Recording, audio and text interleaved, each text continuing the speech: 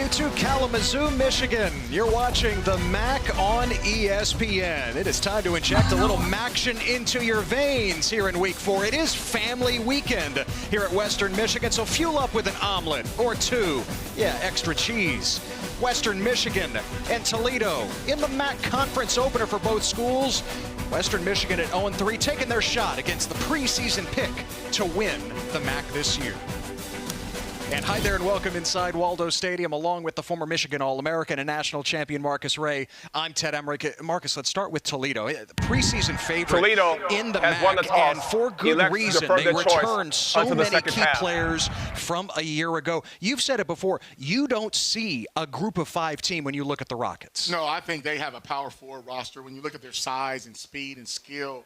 But Jason Kendall has done a fine job in his tenure, 2 MAC titles.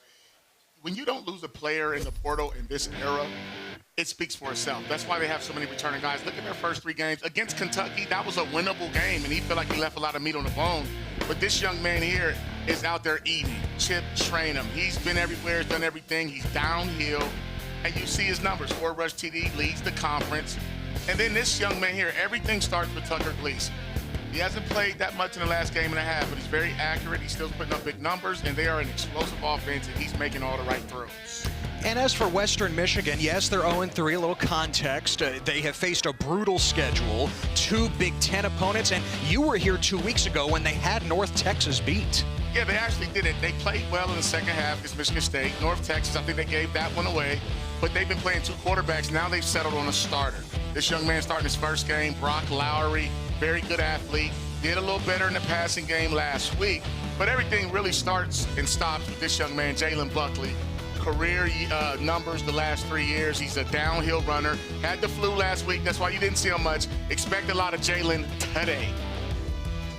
That is the recipe for Western Michigan. Lance Taylor, their head coach in his 3rd year, told us yesterday, the morale, the energy is still high. I mean, is he going to say anything different? But he did stress to his team, listen, the season really starts now. 0-3, forget it. 0-0, MAC play is all that matters. You know what, Ted, you're exactly right. I mean, this does start. Conference championships is what everyone wants. They could have won the first 3, and if they dropped this one, then it wouldn't matter.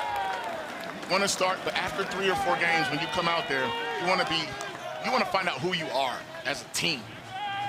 Well, Toledo won the toss and deferred, so Western Michigan with the ball first, and Brock Lowry is ready for his first career start. The redshirt sophomore from Canfield, Ohio, the transfer from Indiana. The competition that played out through the early part of this season is over. They're going with Lowry over Brady Jones. Well, I think he gives them what they want as far as the run game.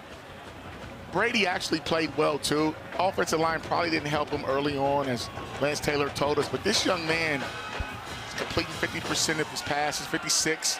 But they like quarterback run with him. And they love running back run with Jalen Buckley, who picks up 5 yards on the first play. He's feeling much better than he did last week. Marcus had only 6 carries in that loss to Illinois. And the coaches told us last night, really, he was sick, and they held him back. Yeah, it's unfortunate when you get sick and one of your best players, a downhill runner, he's a game changer. I mean, when you look at his size, 5'11", 210, he can do it all. I mean, they might hand it to him 6 times on this first drive if they pick up a few first downs. Buckley picks up only a yard this time to bring up 3rd and 4. I'm interested to see how this big physical line of Western Michigan, they're a little young, but at the same time, how they match up with Toledo's front 7. I mean, obviously they've been putting up big numbers, they're turning the ball over on defense, and they're leading the conference in scoring defense. So can Western Michigan successfully run the football, finish drives, and keep Toledo's high-powered offense off the field? And can they convert on 3rd down? That has been an issue in their 3 losses to start the season. Lowry on the move on 3rd and 4, and the catch is made for the first down. Pulled in by Balin Brooks, the San Diego State transfer. He picks up 5. Balin Brooks was a guy in the first game who made some big plays. You see sprint out pass here. See, this is a safe call here for Brock Lowry on his first throw. It's when you when you're a play caller, you have to call to your player's strengths, and you have to attack the defense a certain way. And when you get him on the run, if that play wasn't open, he could have took off running, and that's what he does. And it's back to this diamond formation with 3 backs alongside Lowry. And here's Devin Miles on the sweep, and Miles is cut down in the backfield. Dropped by Braden Alls, the junior safety. It's a loss of 3. Braden Alls, Toledo Central Catholic zone. Watch how he fits this run. He avoids a block. He's the support player. He's the force player, which means he has to turn the ball back inside. He avoids the block, makes the tackle. Very productive guy. He can cover. He communicates. He's one of the best players in that secondary. Now, I love what defensive coordinator Vince Karras calls him. He says he's the sheriff. He's the one who wears the green dot. Trick play on the reverse. Talik Williams, who's been quiet the last 2 weeks, and Williams barely makes it to the line of scrimmage, if that. Toledo sniffing out the trickery with Anthony Dunn. Well, Anthony Dunn wasn't fooled there. Watch these defensive linemen stay home, maintain gap integrity.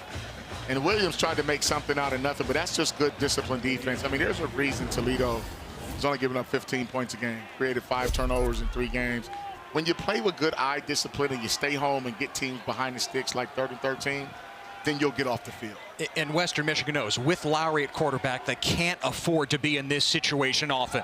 Here's 3rd and 13, and the pass is broken up, intended for Malik Dudon. Avery Smith, Toledo's top corner, bats it away. You know what I like about Avery Smith? What he did was he played the sticks. So he understood in off coverage, they only need 13. So he wasn't worried about a deep ball or anything going behind him.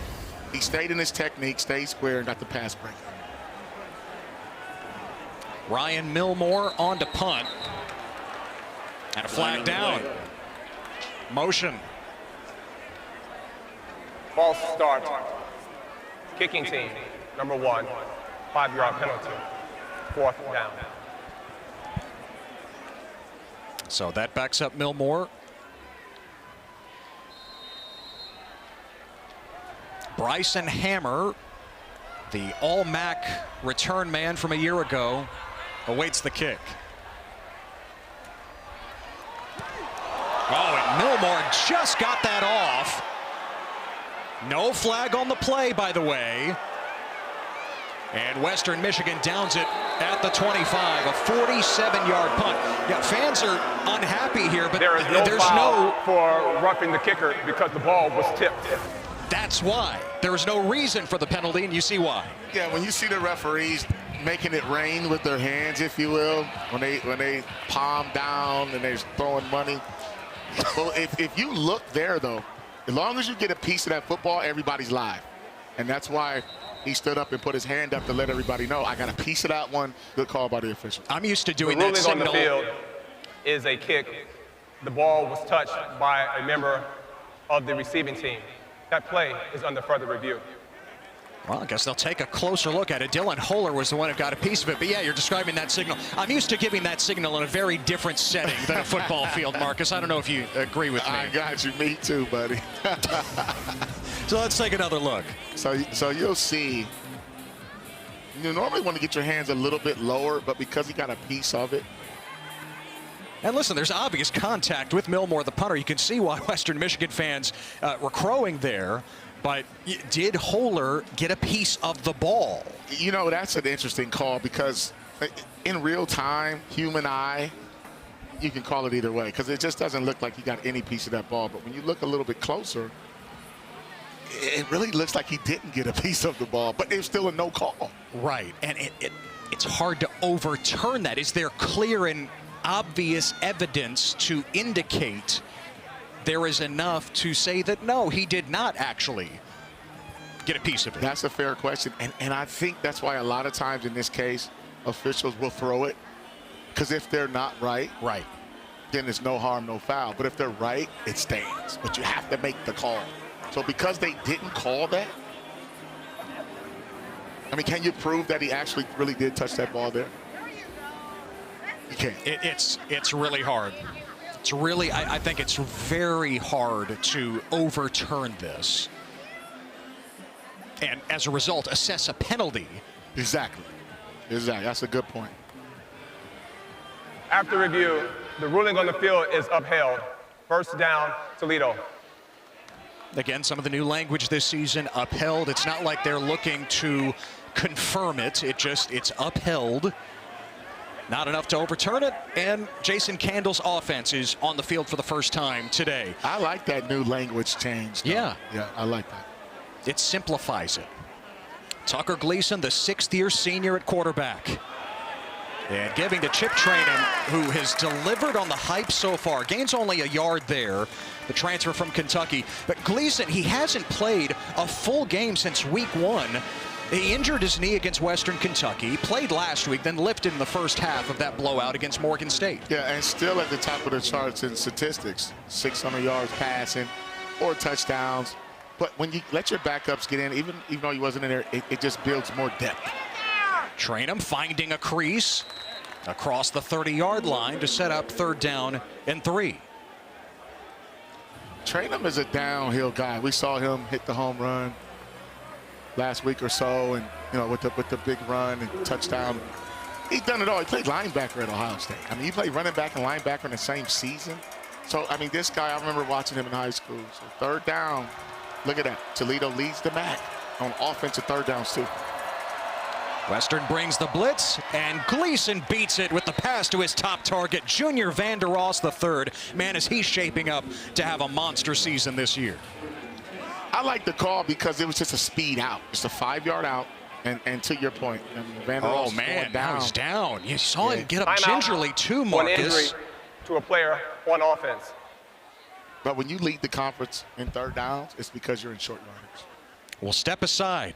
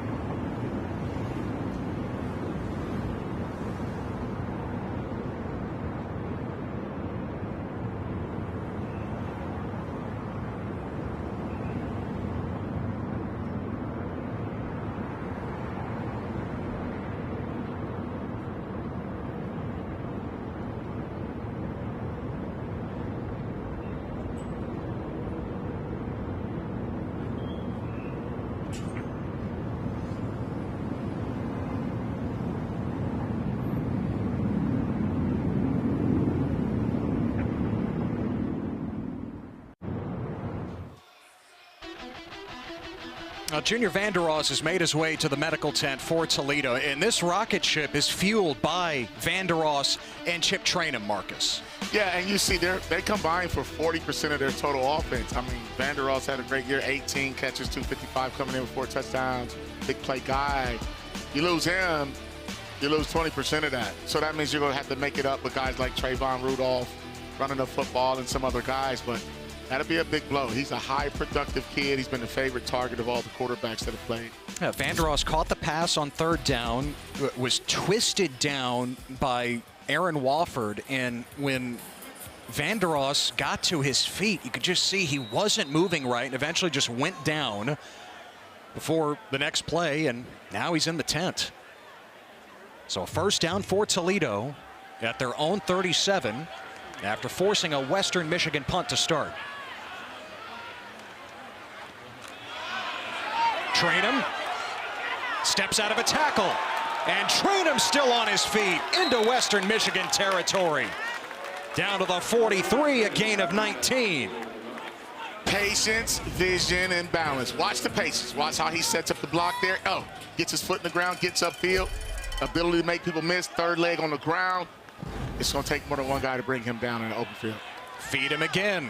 Right into the maw of the defense. And Trainum forces his way for 5 more yards. I mean, there's a phrase called bully ball, right? Toledo is the type of team that says, hey, we can get in a street fight or a track meet. How do you want it? Lance Taylor wants a street fight. And if it gets to that, look at this young man's numbers on the year.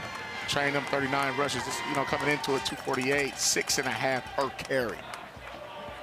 His first 5 years were at power conference schools, from Arizona State to Ohio State to Kentucky, but he's never been the guy like he is this year with Toledo. Gleason with play action. And Gleason finds the safety valve in Trainum, and he's got the first down near the 33. Well, that's the thing about Gleason and this offensive line. If you watch Toledo play, he extends plays, keeps his eyes downfield. He went through his entire progression and still found a way to get it to Trainum, a playmaker, to get the first down. And now Trainum gets the breather. Kenji Christian, the transfer from North Carolina A&T, steps in.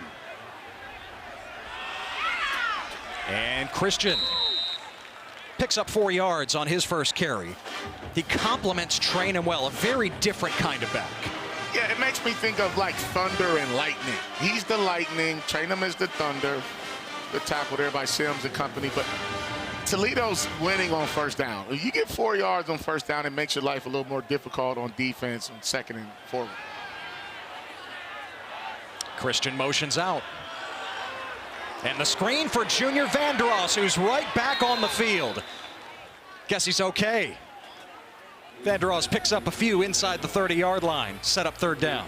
Yeah, a nice little smoke pass, or a now screen, whatever you want to call it. Just another way to get the ball into a playmaker's hand in space without having to put pressure on your offensive line. It's a glorified run play. Now it's 3rd and 5. Toledo, the best third down team in the MAC so far this year at 44%. And they run it with Christian. And Christian is stopped 2 yards short, but this could still very well be go-for-it territory for Toledo. Number 10 for Toledo must sit one play because his helmet came off without a foul. Now listen, Toledo could use the timeout to get him back in, but they'll get Chip Trainum back on the field here for 4th and 2. You know, that was an interesting call to go with the wide zone to the weak side, especially, but knowing that they were going to go for it on 4th and 2, that's a very manageable situation. I thought Toledo would throw the ball like a speed out again like they did. But nevertheless, it was a good call because they were going to go for it anyways. On 4th and 2, here's the pass. And Gleason's throw is pulled in by Connor Jones. What a grab. Man, that looked like it was going to sail over his head, but Jones at 6'2" reached up for it. You know I'm from Columbus, man. This young man is from Hilliard. That's the west side of Columbus. Watch the grab. Extended his body, hand-eye coordination. Might take a look at that, see if it hit the ground, but I'll tell you what, that was a great grab in a crucial situation by that young man. Jones' second catch of the year. His first was a touchdown against Western Kentucky a couple of weeks ago. So now first down at the 21 here on Toledo's first offensive series. Gleason's pass is batted down at the line.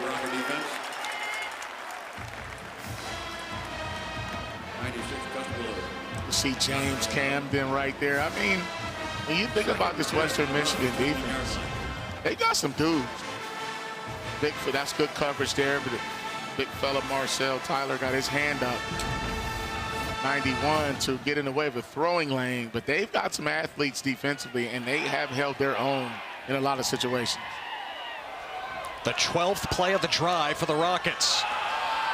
Trainum looking for daylight, and he squeezes ahead for about a yard, and it'll be 3rd and 9 for Toledo. Tackle was made by number 99, McGraw. That's a nice play right there by Western Michigan's defense. Big McGraw, 99, big rockin' Rodney McGraw. This guy's 6'6", 265. He's hard to move. Been playing well, too. In a rotational position. 2.5 sacks on the season as well. You see Chris O'Leary in his first year as a defensive play caller, former safeties coach with the Chargers. Before that, with Notre Dame. You just left Michigan out of his whole resume, Ted. That's okay. 3rd and 9. I guess I can't do that with you here. And Gleason's pass is bobbled but intercepted. Taken away by Western Michigan. Joey Pope with his first career pick. What a stand for the Broncos. That's big time. Look at how they celebrate with the turnover hat. How about it, Cowboy? I tell you what, that young man right there, former walk-on Joey Pope. Timeout. Big play, guys. Media. A promising drive for Toledo ends with a takeaway by Western Michigan. And the Broncos have it back.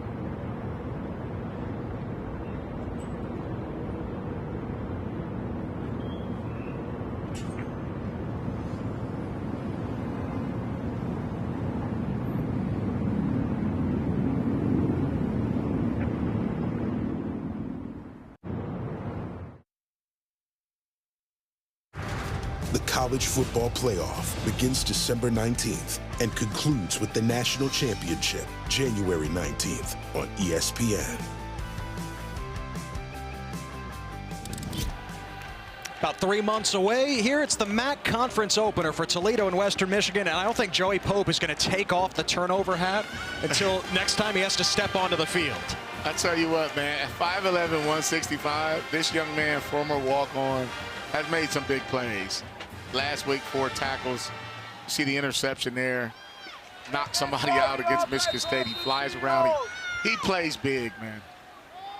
Brock Lowry on the carry as Western Michigan takes over at its own 7, and Lowry picks up 8 yards. Yeah, back to the pick by Pope. Well, Pope did a great job of reading Gleason, and no one was open. So Gleason tried to extend the play, make something happen. You're going to see Vanderwaals come across. He went in and out. Once he got to that hash, he was getting ready to stay flat, but he felt Pope there and went vertical. They just weren't on the same page. What a moment for Pope. Western Michigan knew the recipe today against the preseason favorite in the league. Explosive plays on offense and big plays, game-changing plays on defense. Here's an explosive play in the passing game. Lowry to tight end Cade Conley for 15 and a first down.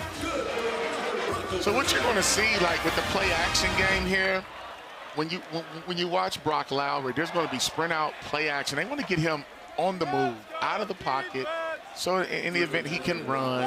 And then they don't want to let Toledo's defenders just have a straight shot at him as well. And Walt Bell, their offensive coordinator, said we need 8 of those 15-yard plays. That is the baseline today. There's number 1. Off the play fake. Lowry looking for another big play. And this is tipped and intercepted by Toledo.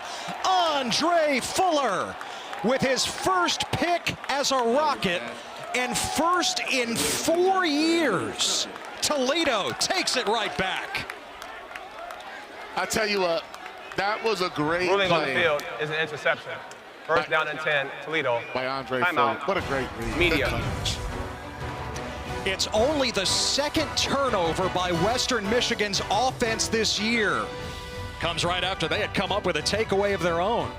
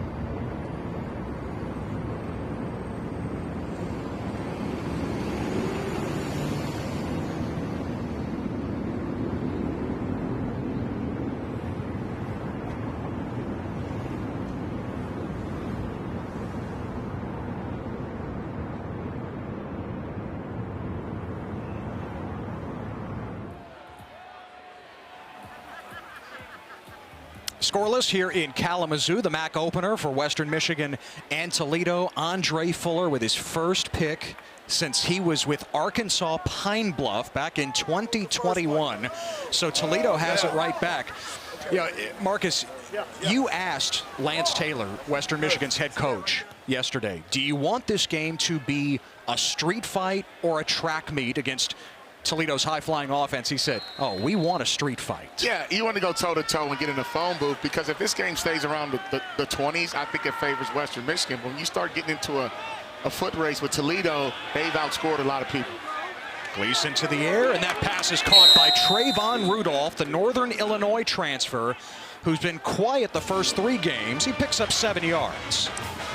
It's a safe throw there for Gleason, and good pickup there. First down. And Toledo goes up-tempo. Gleason on the keeper. He's got the first down, and he muscles inside the 35. See, what you're going to see is Toledo's taking a page out of Illinois' playbook. Last week, Illinois went tempo. And what that does is they call multiple plays at a time. They don't allow the defense to get lined up. And they're ready to go every 15 seconds the ball is snapped. Western struggled with that the last couple of weeks. Yeah, Chris O'Leary admitted to us last night that was really a problem for them, as Trainum picks up 5 yards. on first down. I mean, they were in the game there in Champaign. It was 10-0 at halftime. Western Michigan down, but you're right. Illinois then sped up the pace, and that really affected Western's defense. Yeah, and it could have been 10-10. You miss a field goal, you have a goal line stand, you know, first and goal, you get 4 shots at it, no points. So Western was right there, and then Illinois switched it up, and they came out with some tempo. We'll see that from Toledo. Gleason has time, airs it out for Vandeross. Too much on it, incomplete. Flag down in the backfield. Well, one of the things we also asked both coaches is, hey, how do you like to match up front? You know, Western Michigan is a havoc defense. Holding, offense, number 74, 10-yard penalty, second down. That's Cole Rett, the right tackle, a returning starter. Yeah, Big Cole, Watterson, probably the best football program in Ohio. Division III state champion, 16-0. Cole Rett from Columbus, man, one of those guys. You know all about Columbus. I know all about it, man, a little too much. So 2nd and 15, blitzer off the edge, and Gleason is buried. Never saw Joshua Franklin. The nickelback drops Gleason for a loss of 7. I like the call there. You'll see him coming from the right side of your screen underneath Cole Rett. So Cole Rett got hit with the penalty. Then he had a bust in pass protection. Watch to the right of your screen. You see Big Cole got a little too far outside his frame and his body. Franklin went underneath with the dipsy-do, ripperoo, and made the sack. Now 3rd and 22, and Toledo just puts it on the ground here with Chip Trainin. Picks up a yard, and it's 4th down. I like your name for the move by Joshua Franklin. I mean, he used to be a receiver. It's kind of like the release off the line of scrimmage. Now he's a corner and putting the moves on a tackle. Yeah, you got to watch those guys in space, man, because as a former defensive back, I'll tell you, you just don't want those big guys getting their hands on you. So you have to move around and twist and turn and get skinny.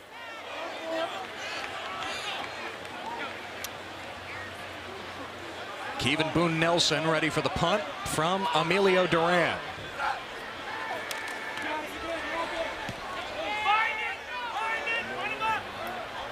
A great punt by Duran as Boone Nelson forced to call for the fair catch there near the 5.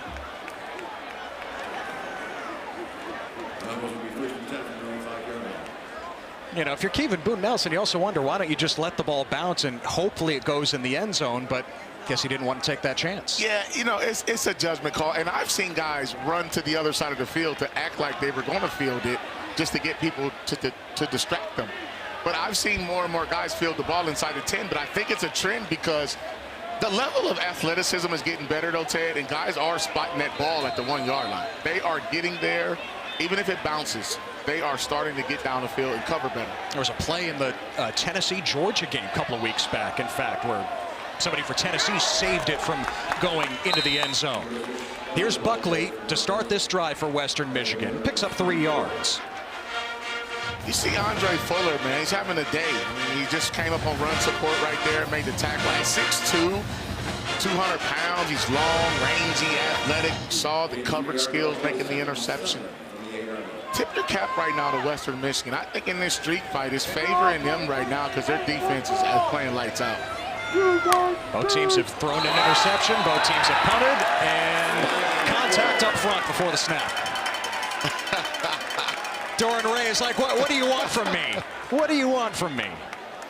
Come on, Ray Jr. So Ray Jr. jumps off. Offside with contact. Defense, number 55, 5-yard penalty. Second down. Man, John Hofer looked like he was getting ready for WrestlePalooza tonight on the ESPN app. Just a flat back bump. Yeah, you gotta watch that flopping, man. You can't. They were going to call it. He didn't have to flop, man. That was awesome. 2nd and 2 after the penalty on Ray. And Toledo gums things up. That's close to the line to gain. Anthony Dunn in there on the tackle against Buckley. Anthony Dunn is a guy that has taken a lot of strides since the spring. They spoke highly of him on our call. 6'4", 262. He plays an outside backer, but he can rush the passer, drops in coverage, and he makes tackles in space. He's doing the dirty work now, Toledo coaches say. That'll be the final play of the first quarter. Western Michigan has third and less than a yard on the other side. A scoreless first quarter here in Kalamazoo. Each team has turned it over.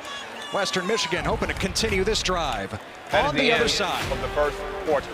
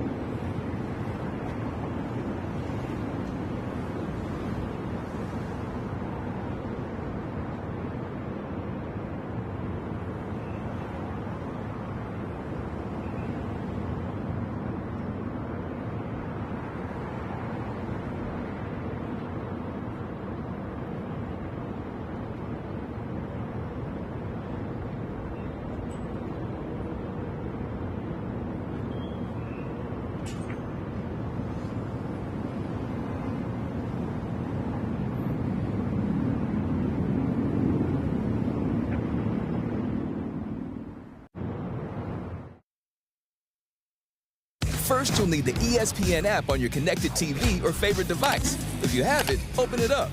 If you don't, download it now. Next, click on the live event or ESPN show you want to watch. Then choose your TV provider and log in. You're all set. It's all of ESPN, all in one place. Go to support.espn.com to learn more. To start the second quarter here in Kalamazoo, Ted Emmerich, Marcus Ray, our entire crew. Vince Karras, Toledo's defensive coordinator, hoping his unit has a stop here on 3rd and short, but it's a first down for Western Michigan as Jalen Buckley takes it to the 20. Scoreless at the end of one, and this drive continues for Western Michigan. There's Vince, man. He's had that Mount Union connection with Coach Candle. You know, Coach Candle's been able to keep his coordinators around for a long time. One of the longest tenured programs that have kept coordinators.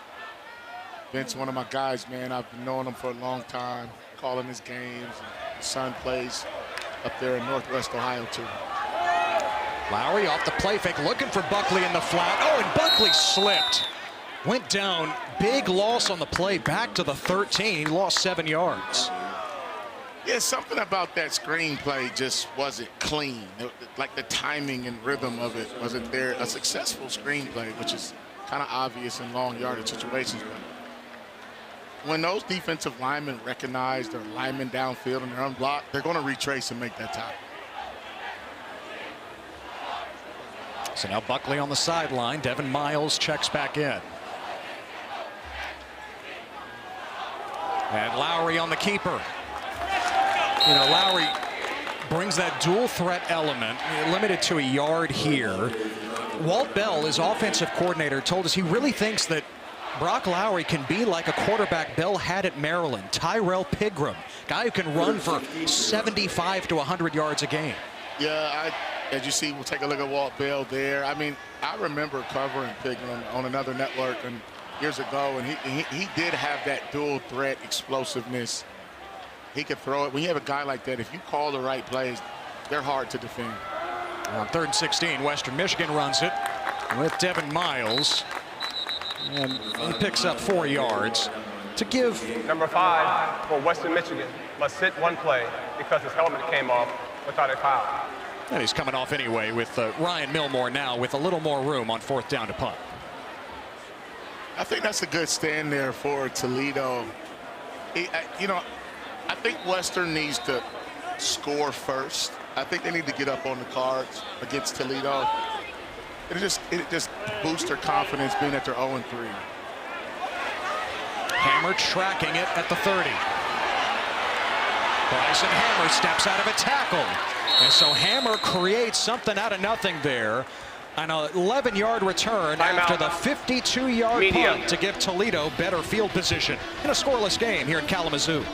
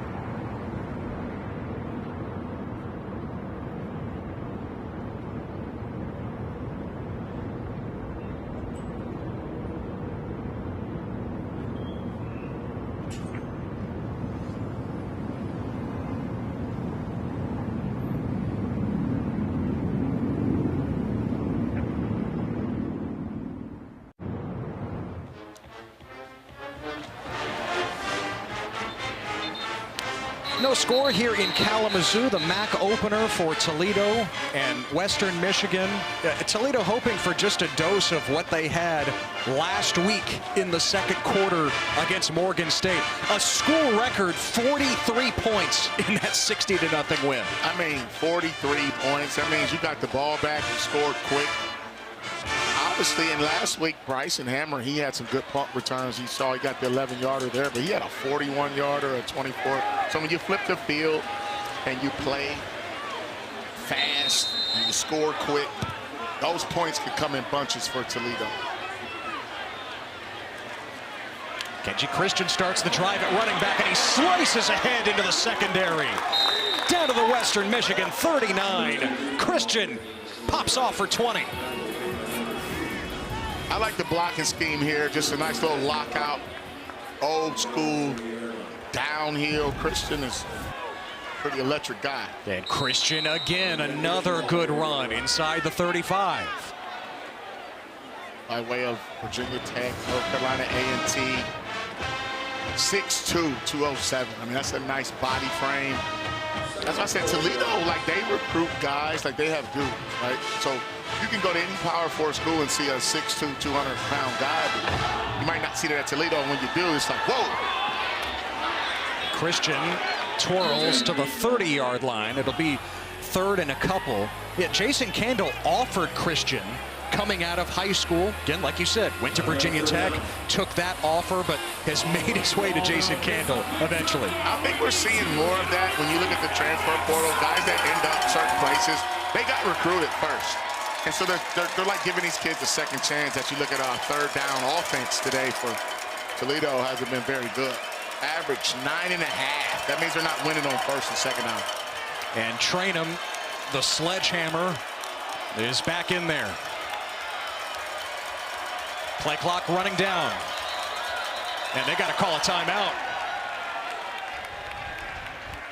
Boy, Vandeross went in motion late. You saw Tucker Gleason Toledo motioning for him. Their first charge timeout. And they have to burn their first timeout. 3rd and 2 for Toledo after this.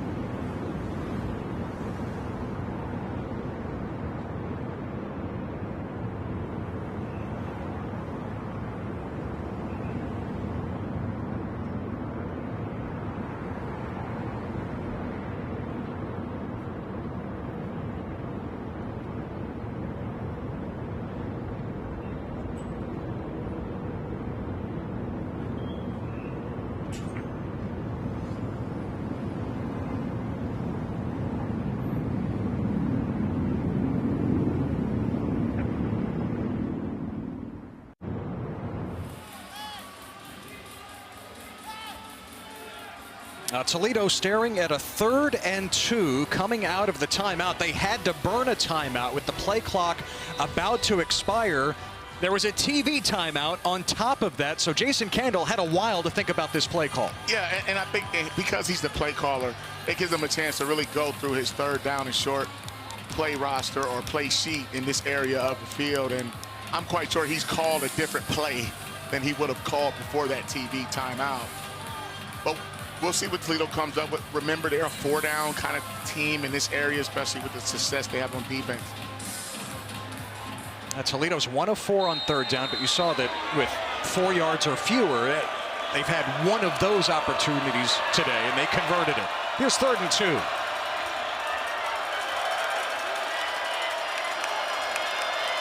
Gleason might be changing the play. Give it to Trainum. And he dives ahead to the line to gain at the 28. Yeah, Toledo really likes that off tackle. Old school football calls it off tackle. New school calls it the wide zone. but it stretches the defense and it creates run lanes naturally with the blocking scheme. And he was able to find a seam and just get the 2 yards he needed. Toledo has been in Western Michigan territory each of their first 3 drives now. Didn't come up with points on the first 2. Gleason to the perimeter. Caught by Terrell Crosby Jr. and out of bounds just shy of the 20. Gain of 7. That was a good call there to be able to get the ball on the perimeter away from the entire defense. You saw the big fella Kershawn Fisher making his way downfield to make that tackle. Now an empty set for Gleason, and Traynham motions in alongside. Traynham, the sidestep. And another first down for Toledo inside the red zone. I don't think Western Michigan minds Toledo running the ball. Like, they want to shorten the game. They don't want Toledo to get up and rip and run and fun and gun. They want to play this style. Low scoring, few possessions, field position. So I don't think Western, even if they give up a field goal here, I don't think they mind Toledo running the football and not trying to go vertical and get a bunch of points. Back to Traynham. And inside the 15 for 2 more yards. Jason Candle told us, Marcus, sometimes you wonder about a player with Traynham's profile, his 4th school in 6 years. It's not usually the kind of player they recruit, but he was voted a captain by his teammates. He hasn't talked about, oh, back when I was at Ohio State, back when I was at Kentucky. He's been all in with Toledo. Well, that speaks to his character, being a great teammate, being mature and understanding his opportunity, because nobody cares what you did before you got here. Now Traynham stacked up. And it's 3rd down again for Toledo. It'll be 3rd and 7.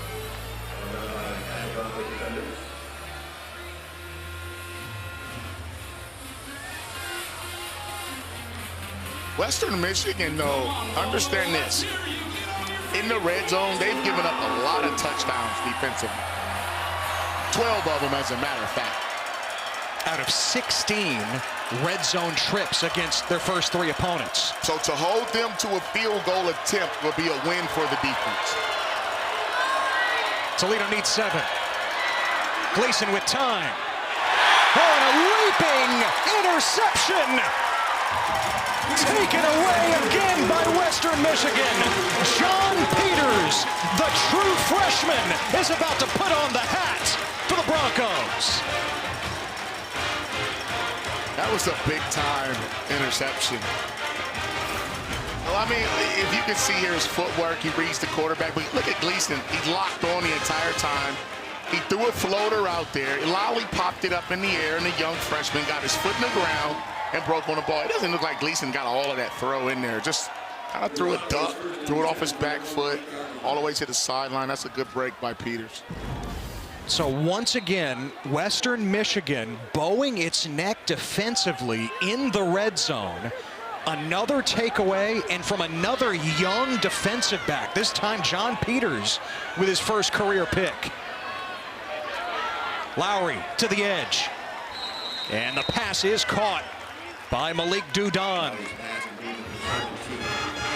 A 7-yard pickup on first down. Western Michigan could certainly use that. They've had trouble on first down so far today. Yeah, I like the call, too. That's a short, safe throw to the boundary or the short side of the field. It's a pre-snap read. And I think those are the type of throws that will get Brock Lowry's confidence going and get him in a rhythm. Lolo Mataeli is the setback now. And Mataeli with his first carry. He was Western Michigan's leading rusher last week against Illinois with Buckley sick. Downhill runner, much like Buckley. Yeah, I think they're going to need him to really play football and add some depth. Give him some firepower for Buckley. They're going to need both of these guys going forward. They're going to win a conference championship. But one of the things Jason Candle said that I thought was interesting, that it's tough to win a road conference game. And it just is. At any conference, at any level, going away from home and a conference opponent, it's always hard to win in somebody's house. He said they almost count for 2. Just how difficult they are and the pride you feel if you do come out on top. Lowry airs it out to the bench. Might have been tipped there. The only receiver in the vicinity was Terrence Marshall. Yeah, that's good coverage there. Obviously, Brock threw the ball out of bounds. We'll take a look and see exactly what happened. You get the four-man rush off some play action. No, he just threw a bad ball out of bounds. Nobody touched him, didn't tap it. Maybe just a miscommunication with Marshall there as Lowry dumps it this time to Mataeli, and Toledo with the pursuit just past the 20-yard line. Chris Dapolonia, the first-year starter and a captain for this Toledo defense as a sophomore, making the play. Yeah, this young man got injured last season. Been very productive this year as coming to the game with 10 tackles, checking a lot of boxes, man. 6'3", 240 in that middle. And play well in space too. But if you watch Western Michigan's offense, their game plan isn't to attack. What they're trying to do is run, play action, boot, sprint out, and get short, safe throws. Yeah, they need to stay ahead of the sticks. 3rd and 8, a little more challenging for the Broncos right now. Lowry on the sprint out. And the connection is made. Christian Leary pulls it in. It's a first down, gain of 9. You know, Western Michigan told us they want more explosive plays.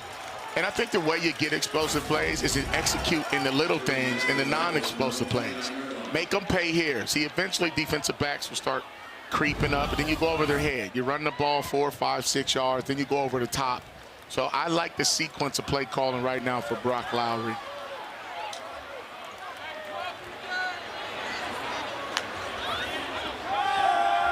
Lowry again on the move. Took a shot from Dapolonia, and Lowry airmails it. Good pressure there from Toledo, and actually good coverage too. The only thing about when you start to handicap yourself with sprint out and play actions, the defense will pick up on. So watch that pressure.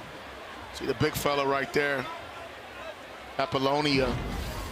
He was the edge rusher, and what he did, he played the counter. He went to the boot, and that's why he was in the quarterback's face.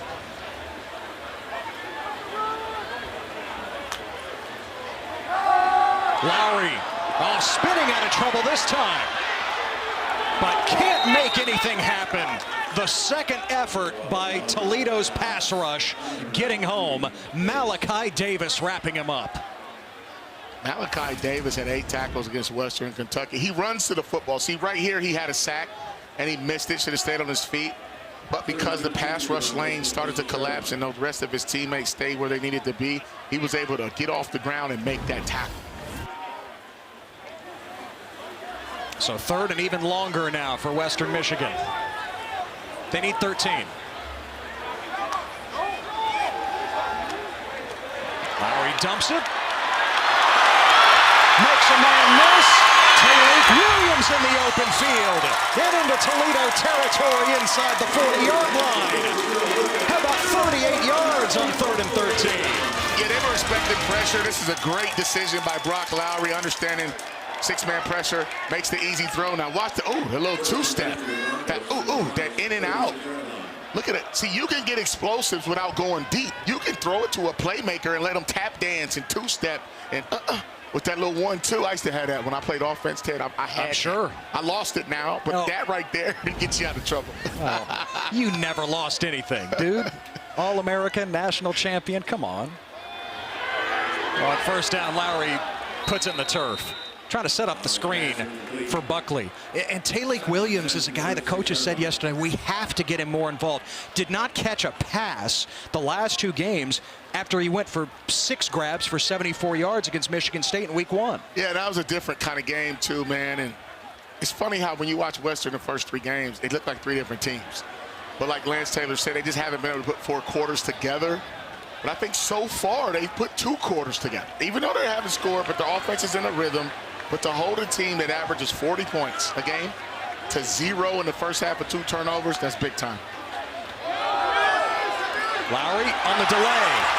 And Lowry lunging inside the 30-yard line.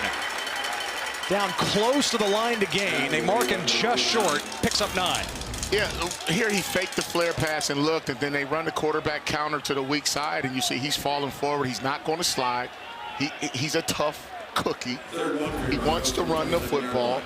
And anytime you have a guy like that, you have to account for him with another safety in the box as you look at the plays in opponent territory. Western Michigan just finally getting down there. Yeah, Toledo has lived on the Western Michigan side of the 50, come up with nothing. Now the Broncos have a big opportunity. Larry pulls it. Dunn was providing the pressure without a helmet. I beg your pardon, that was Kavion Sherman who lost his helmet. Number 38 the pass is for incomplete. Toledo must sit one play because his helmet came off without a foul. Let me explain something to the people. Watch him blitz, blow up Buckley, his helmet comes up, and watch him just kind of get out the way. He didn't hit the quarterback because if he would have kept participating, he would have got a 15-yard personal foul. Had to pull up there. Had to pull up. No helmet, hey, no face, no case. And now 4th and a yard for Western Michigan, and the offense remains out there here in a scoreless game.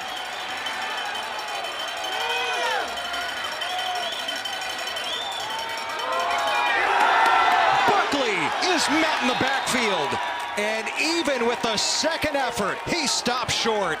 Avery Smith the first to hit him, and Toledo takes over on downs. Timeout. Media.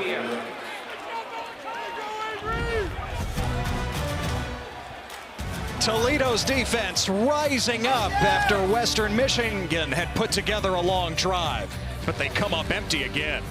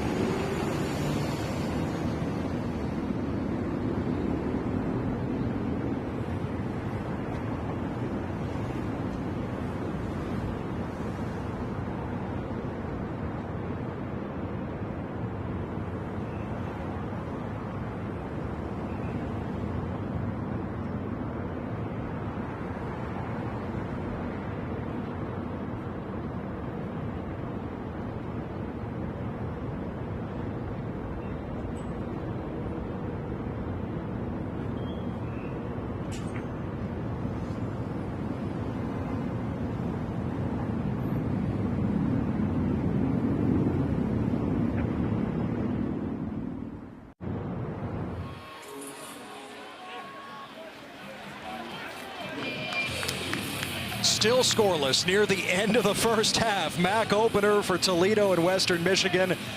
Broncos just turned it over on downs. What did you think of that play call on 4th and a yard? I tell you what, when it works, it's a good call. When it doesn't, it's not. And I think Toledo had a better call defensively with the corner blitz there with Smith off the edge. But I'm surprised Western Michigan didn't roll up his sleeves, and just say, I'm running downhill with Buckley. I'm getting a yard. Or at least going for a field goal. Yeah, or even just take the points. You're in Palmer Domsky's range there. So Toledo takes over at the 27, and Kenji Christian pushes to the 30-yard line for 3 yards. All right, back to 4th down. Now watch the left of your screen. You're going to see the corner blitz, and there's a missed block there. But I'm just surprised that Lowry probably could have pulled that. But that was great penetration, though, up the middle. And anytime you see offensive linemen in the backfield, it's not a good thing, and I think that's what disrupted his read. Gleason, pocket crumbling, and he gets rid of it just in time. Marcel Tyler turning up the heat.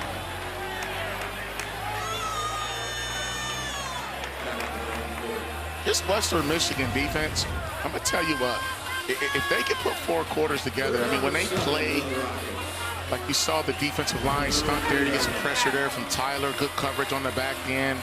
I mean, this team shut out Michigan State in the second half.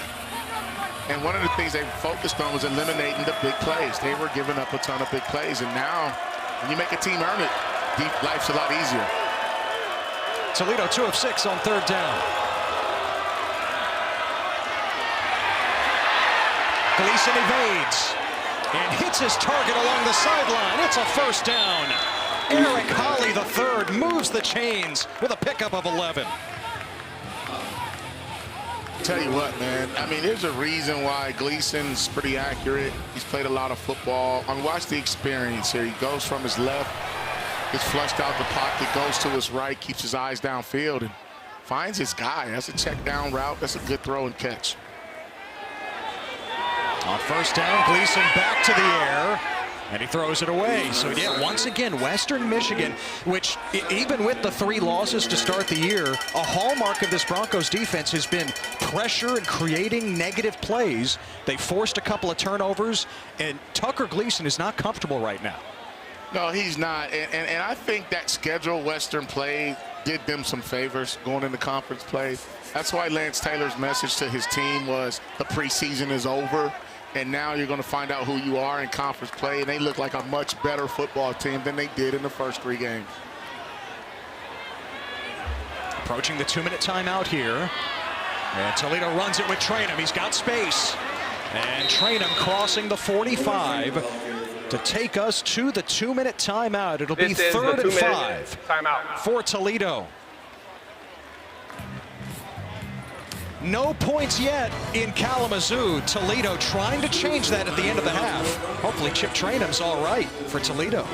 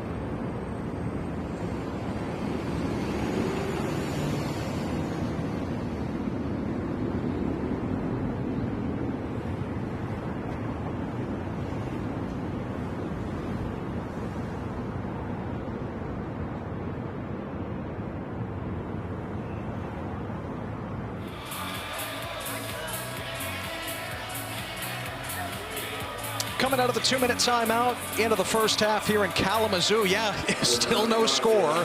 Yeah, Toledo trying to put something together, though, Marcus, right before the end of the half. And Tucker Gleason, listen, you're talking about the top returning passer in the MAC, 6th-year senior. You want him in this moment, but Western Michigan has made life tough on him. Yeah, those 2 turnovers were costly. They were in scoring opportunities, too, so it's just interesting to see how he'll finish this 2-minute drive. A 3rd and 5 for the Rockets with Vander Ross in motion. And Gleason's pass is caught for the first down. Terrell Crosby Jr. in his 2nd year with Toledo, transferring from Iowa State. He picks up 10. Well, you're going to see Toledo motion there. Motion creates a little conflict on defense. You have to recount the receivers.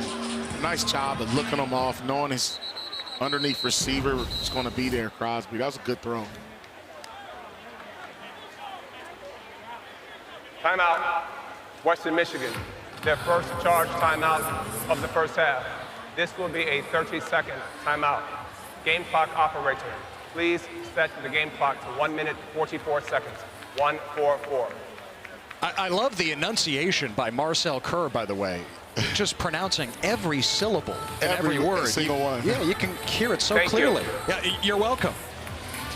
So Lance Taylor told us last night, he hires Chris O'Leary as defensive coordinator, one of 6 new assistant coaches on the staff, so many newcomers on the field. Lance Taylor said it was a miserable offseason, absolutely miserable. And you know this, being a college coach yourself through your career, just how tough that is. Yeah, and I think the great Lloyd Carr once said, the most important thing a head coach can do is hire great assistants. And I think that's what Lance Taylor feels like he has now in the first 2 seasons. It was just going through the process. Oh, that swing pass too hot to handle for Kenji Christian. But O'Leary just seems like such a difference maker at defensive coordinator. Lance Taylor said it last night. We're just a different defense with him. He brings infectious energy. Well, and the thing is he knows the game. They spent time together at Notre Dame. O'Leary was at Michigan. He spent time with Harbaugh in the NFL, and he called it a grand slam hire, not a home run, grand slam. That means it's all in for the win. Love another grand slam stop here at the end of the half against Toledo, and that'll help. No gain on the play as Nadane Tucker wrapped up Kenji Christian. I want to say something that I really honestly believe. Western Michigan is more physical than Toledo. It just, when you look at their defense right here, 9 sacks, those are havoc plays. Tackles in the backfield against some good football teams. And Western, even though at 0-3, they said they're close. Gleason's pass too tall. Incomplete. Crosby wanted a flag. No laundry on the field. It's 4th down.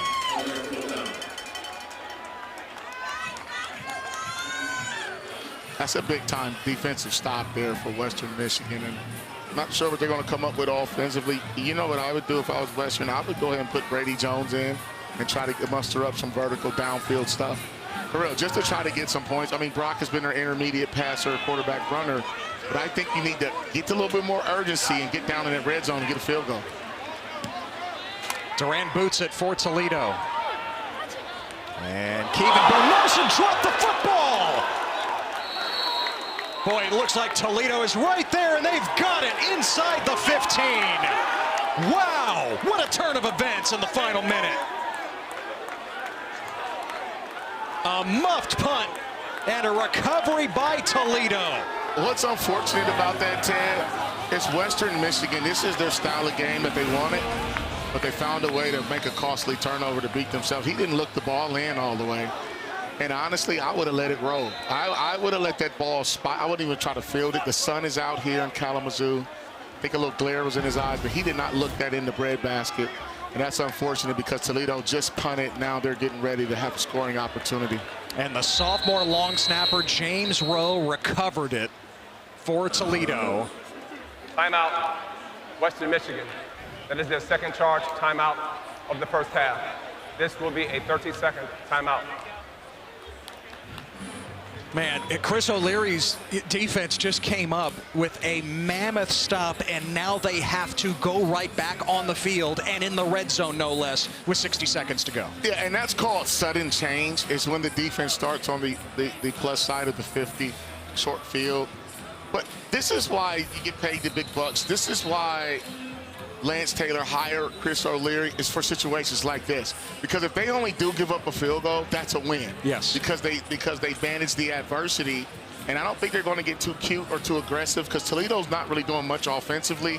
But they have to get a stand here. I don't know if they're going to get another turnover like they did. You saw our red zone graphic.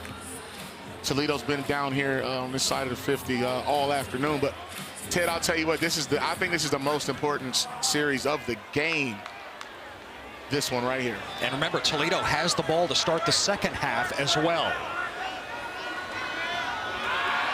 Trainum carving inside the 10. Give him 5. And Toledo has 2 timeouts in the back pocket here. I'm a little surprised Toledo didn't take a shot. As a former player on defense, when you get on the short field, you want out there like, woe is me. And you want to test their chin to see if they're feeling that way. Train him again. No cutback lane. He's stacked up. So 3rd down for Toledo. Timeout, Toledo. That is their second charge timeout of the first half. This will be a 30-second timeout. And so the Rockets have 1 remaining now, and they're facing 3rd and 6.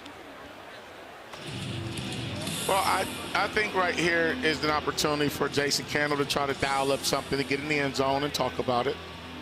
Obviously, they're using their timeouts well, and then if not, then you attempt a field goal. What would you dial up? Well, I'll tell you what, I would go empty. I would go empty and quarterback draw. That's exactly what I would do. But it's called a package play, where the receivers run a route, a little quick hitch, so the quarterback looks, but the linemen run block. So it's called stick draw, brother. Okay, okay. And Gleason can certainly use his legs. And Jason Candle told us, by the way, the knee is fine. He hurt his knee a couple of weeks ago against Western Kentucky. They have no hesitation in using him in the run game. Let's see, 3rd and 6. They can pick up the first down without the touchdown. On flag down, movement up front. False start, offense, number 89, 5-yard penalty, 3rd down. That's the tight end, Jacob Peterson, the transfer from Holy Cross. Right, check the right side of your screen, yeah. Just a hair too soon. He just not sure why he jumped, unless there was a hard count. They were trying to get him to jump defensively. Now that changes your play call from 3rd and 6 to 3rd and 11. The line to gain is the 2. And now timeout for Western Michigan. Timeout, Western Michigan. That is their 3rd final charge timeout of the first half. This will be a 30-second timeout. I like that timeout, Ted, because O'Leary wants to talk to his troops. You don't want to line up in something and they come out in 3rd and 11 and you just not be comfortable with your call. I think here you make a call. Either you got to make a decision. Are you going to send the heat to try to knock them back further so Gleason doesn't sit there and pick you apart? Or do you drop to the sticks and say, I'll give you a field? Because if Western gets another stop here, and I'm talking about no touchdown, right? That's a win for that man right there.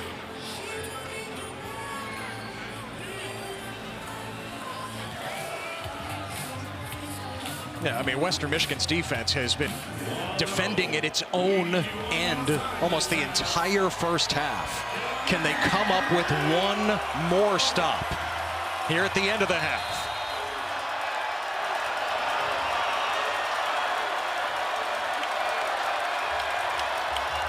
On 3rd down, Gleason to the end zone, incomplete. Batted away by John Peters, who had the pick earlier. It's 4th down. That's a great job there. They tried to isolate the freshman to the short side of the field. I think that throw was a little bit late, and I don't think he put a lot of velocity on it. because Jacob Peterson was going to go up and catch that at 6'4". But what a play by the true freshman. John Peters, interception, pass breakup. That's a win for the defense and a big stop for Western Michigan. Dylan Cunanan, 2 for 2 this year. This is well within his range, just a 30-yarder.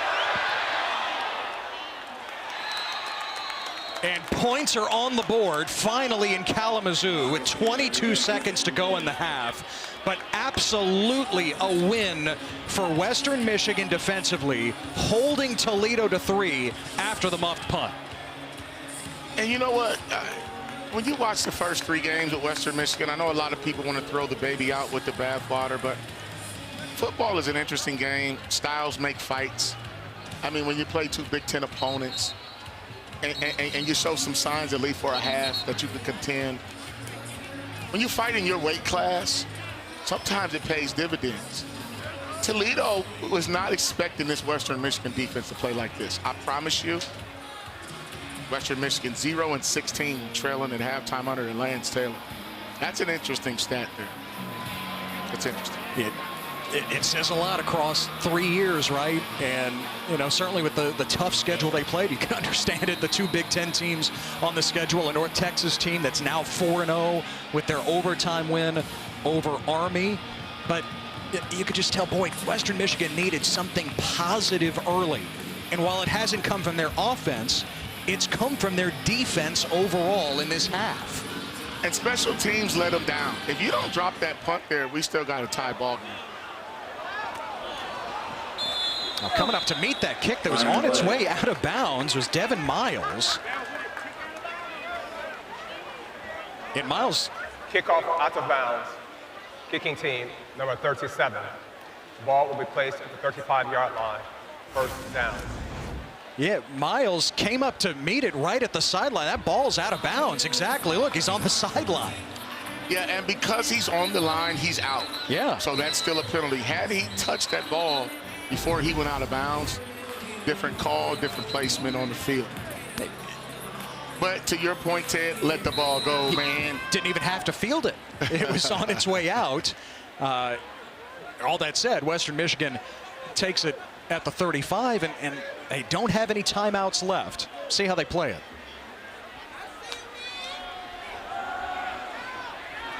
Lowry. Oh, taken away by Toledo. No, he's out of bounds. Incomplete. Avery Smith trying to make the leaping interception. Well, here's the deal. When you get a vertical route by an outside receiver, if he doesn't run by you, then he's going to snap it off somewhere like a comeback route. Avery Smith, he read that, and he was a toenail away from his second interception. Man, that was awfully close, too, wasn't it?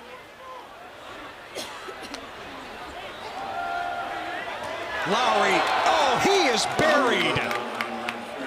A sack by Malachi Davis. His second of the half. And that'll bring us to the end of the first half. Man, Malachi Davis just gave Chad Schuster the business, man. That is the end of the second quarter. Gave him the business. Came off that edge like a beast. And Malachi Davis giving the crowd here in Kalamazoo the business with kisses. A 3-0 halftime lead for Toledo as we open up action for both schools. The action has been on defense for both teams. 3-0 Toledo coming up. We will look back to Toledo's training camp at a place that head coach Jason Candle and the rest of his staff know quite well, Mount Union.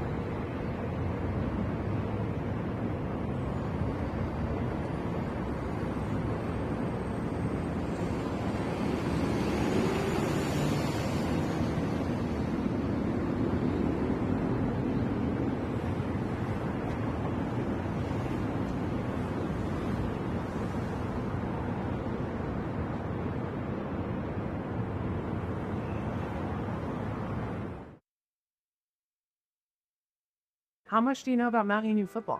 I know some of the coaches came here, but not too much. I know it's a Division III school, and I know they win a lot. And VK's dad was a legend here, so that's what I know. I don't know a thing about Mount Union football. I just know a lot of our coaches play here. You know, I'm from the area, so I do know some people that come here. I know that they've been super successful, and I heard a lot about them growing up. See, this is my first time coming out here for real. So I'm from Florida, so just to be out here where the coaches played at, that's just great for real. So you can tell how much they love football, love their old college and stuff, so it feels great. I've heard a bunch of stories about all of the coaches and their times here and all of that, and just the prolific history that this institution's had with football coaches and football players. So it's pretty cool to be here and to see it in person. Well, I mean, obviously this place has a special place in my heart. So many great memories as a player, so many great memories as a coach. You're just very similar to my time at Toledo. A ton of success. Very humbled to be around the players and the coaches that you were able to interact with in both cases, and certainly learn football and to be around great teammates that love football as much as I did. Very proud of all those guys and very proud of the start that we got. It's a real blessing to have so many guys. Some, I kind of have to watch on TV because it's difficult to get to the location of their games, but that's fun too. It heightens my interest. I get all pumped up because I know I'm going to watch a Raider coach and probably admire the way he coaches. Super impactful, second father to me. Just so many, just organic conversations throughout it. I'm sitting here looking at a practice field that I used to have to mow the grass from each and every day, and now they got all these nice things here and these great facilities. This is all part of his legacy. We got great teams, great tradition, great history, and you're only as good as how you left it. And you look around, he's left this place in immaculate condition and in great shape for future generations to benefit from, and I think that's the true impact of a leader. I think it's telling that there's so many of us at Toledo that are Mount Union guys, and we all learn from a Hall of Fame coach and Larry Karras, and that's his dad, and there's a lot of lessons left for us to follow in our coaching paths, and so I think it's really good for us. And I just think getting our team together and having this kind of opportunity away from campus, away from all the distraction, and just being able to focus on our team and connecting and getting better at football has been really good. When you come back here, this is a football town.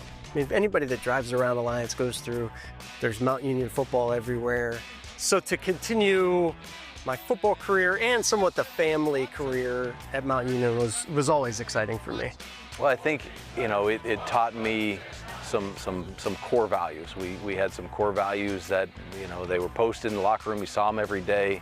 That's how my dad ran the program. Everything started with those core values and building off of those. And I think that stuck with me, but stuck with lots of men that came through and played football here over the years that they took into whatever career path that they went into, and helped shape them as fathers and husbands too. I have a responsibility to these young guys too that are dedicating all this time for so little pay to help me coach, to try and make sure I'm opening every potential door of learning for them so they can succeed if and when they leave and become coordinators and eventually head coaches like some have done. At the end of the day, football is going to come and go. Wins and losses are going to come and go, but ultimately deep personal relationships and the experiences that you build while you're here or wherever you're at in your professional career, those are going to be with you forever.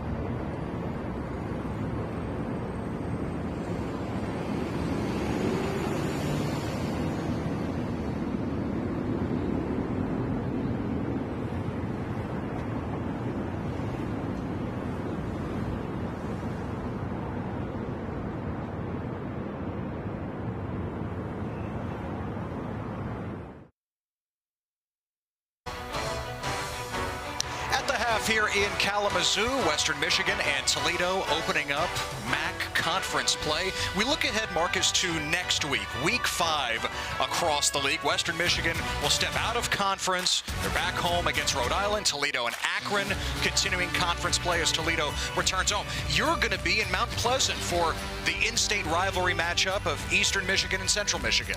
Yeah, that's the beginning of the Michigan MAC big rivalry. I used to coach at Central Michigan too, but this entire conference, when you look at the opportunity Northern Illinois has with San Diego State coming, Western Michigan being able to play Rhode Island, Toledo's been red hot. So it's going to be interesting to see how Miami handles Lindenwood, to an FCS team out of Missouri. But that Eastern and Central, I'm going to keep my eye on that one. And I'll be there. You'll be there live and in living color for the Michigan MAC Trophy Rivalry Series. We've got MACtion here in Kalamazoo. More coming up.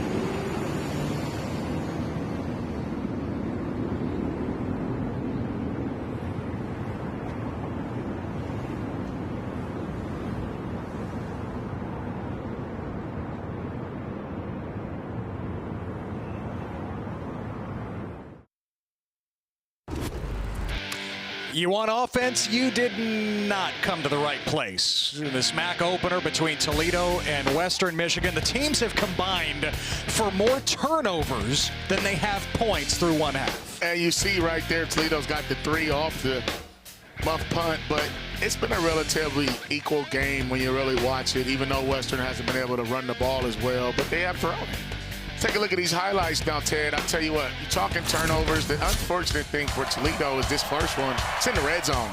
As you see Pope go up to make that, Joey Pope that is, and then they come right back. Toledo turns it back over with Fuller, and then there's a sack there coming off the edge to get rid of a drive, and then a late throw on the outside by Gleason with the interception, and then Toledo gets a big-time stop here right before the half, and then this happens, and that's what led to Toledo getting the 3 points at the end of the half. Yeah, if not for that muffed punt by Kevin Boone Nelson, we'd have a scoreless game right now, in all likelihood. But it is Toledo 3, Western Michigan nothing.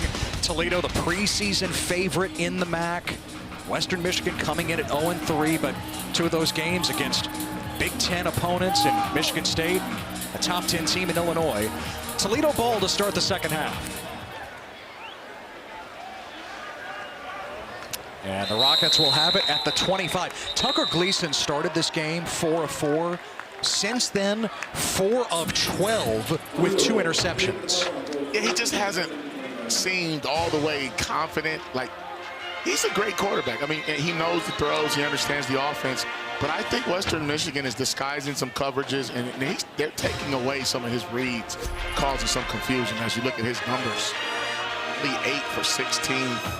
It's 50%, 50 yards, 2 turnovers. That right there is uncharacteristic for that young man. And again, both of those picks, like you said, Marcus, in the red zone. Start the second half with the ball in the hands of Chip Trainum. And Trainum finding the edge. A first down across the 35-yard line. Once again, Trainum shows you his balance. Timeout. And vision. For an injury to a player of the defense. Watch the patience. Let your blocks develop. Use a little in and out, over pursuit right there by Peters. And then coming over with a violent tackle there, Joshua Franklin. I'll see you. It's a good tackle, young fella, but Trainum just has that patience and vision. Now, Kershawn Fisher down for Western Michigan. And Chris O'Leary, his defensive coordinator, told us last night, yeah, he's a little undersized. And so he didn't make a ton of plays against the likes of Illinois or Michigan State. But now in the MAC, he said it is Kershawn time. This would be a blow for Western Michigan. By the way, on the other side of that defensive line, you see Nadane Tucker is getting some medical attention as well.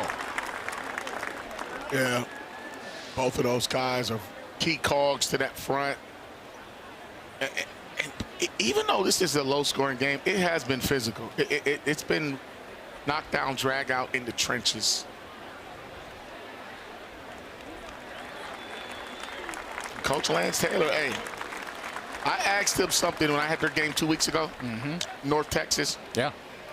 And he answered it in a way. I said, do you want a street fight or a track meet? He said, oh, we can do anything. We want them both. I said, okay, coach, I hear you. Asked him that again this week. He said, I want a street fight. Yep. I think he's figured out the identity of this team. That's and right. It's playing out today, the way they're hanging in there. But, man, both Tucker and Fisher have to come out, the 2 starting defensive ends for Western Michigan.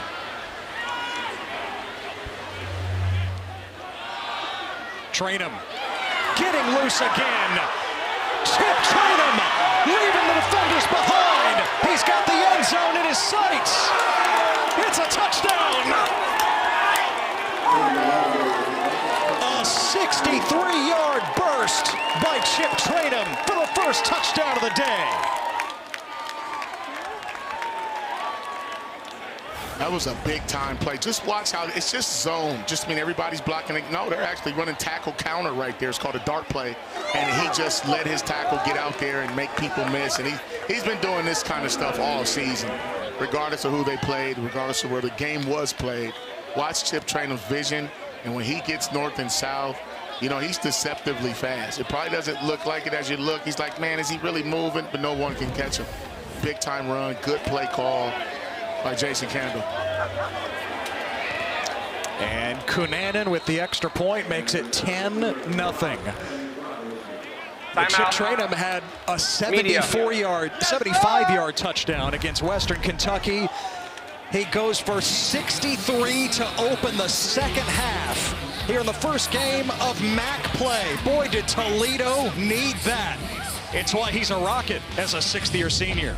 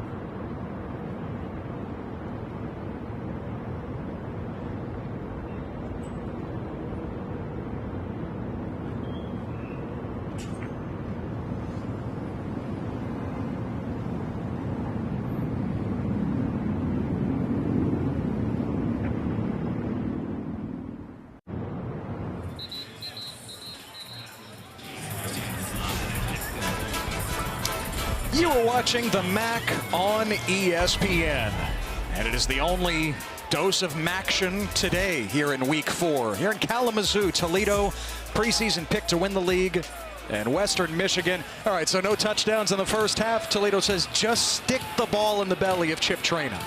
I think that's a halftime adjustment they made. Like when you watch the first drive coming out of the second half, then an offense will show you their hand. This is what we think we need to go to. And to be able to score like that on the second play, that's a play Jason Kendall drew up. Tackle dart, it's just the tackle pulls instead of the guard. And his patience and vision, I mean, he's like, it almost reminds me of, it's the guy from Michigan State, played for the Steelers. They had the running back. Man, he's from Columbus too, that's terrible. Boy, you know everything Columbus. I think on that. The running back. But anyways, he just had that patience that made you be like, let it go. Oh, Le'Veon Bell. Le'Veon yes, Bell. Of course. Sorry about that too. So Le'Veon Bell had that kind of patience where he would just he would stand there with the ball, just let it happen and then go. And that's what that reminded me of. There were people that were pounding their TV, or if they're watching on their phone, throwing it across the room. Le'Veon Bell. Le'Veon Bell, yeah, you talk about patience. Yeah, people have talked about him for years. And yes, the way that play developed, man, 63 yards to the house. So Western Michigan now down 10-0. Brock Lowry making his first career start, unloads, incomplete. Trying to hook up with Tayleek Williams. For that time, Western came out in their diamond formation, their run look, get Toledo lined up. Then they shifted to 2-by-2. Ran a slot fade right there. I like the call and design, but I like that coverage better by Avery Smith.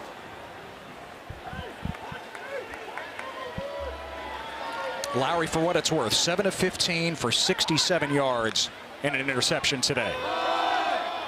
Buckley hit at the line and driven back. But he still picks up a couple with that second effort. Well done by Buckley to turn that into a positive play. Yeah, no need to panic for Western Michigan, but I do think they need to get some points here pretty soon. That play, just a zone read. Don't be surprised if and when Brock Lowry pulls the ball and keeps it the next time. You hand it off the first time to see how the defense plays it, and you run it again. And you see Buckley now taking a seat on the bench and a trainer nearby. Have to monitor that. 3rd and 8. Incomplete. Again, Williams the target. Nasir Bowers had the coverage. So a 3 and out for Western Michigan. Yeah, there's something going on. I think a little miscommunication between Lowry and some of the timing of his receivers' routes, because he's throwing it short, expecting them to come back and break off the route, and they're expecting the ball to go up top. So it's just, they have to talk about that and figure out a way to clean that up. Ryan Milmore kicks it away. Bryson Hammer, the fair catch at the 32. A 40-yard punt by Milmore. And so Toledo with the 2-score lead. The touchdown and the 3 and out to start the second half. You couldn't have scripted it any better if you were Jason Campbell. No, you can't. And I think by Western Michigan not kicking a field goal before the half, it didn't give their offense anything like to feel good about. The defense felt great, but the offense didn't have anything to build on. So now they have to create more turnovers to get a shorter field if they can't finish drives. Back to Trainum. And he lowers the shoulder for a yard or 2. Chip is not his given name, Marcus. It's Diamante.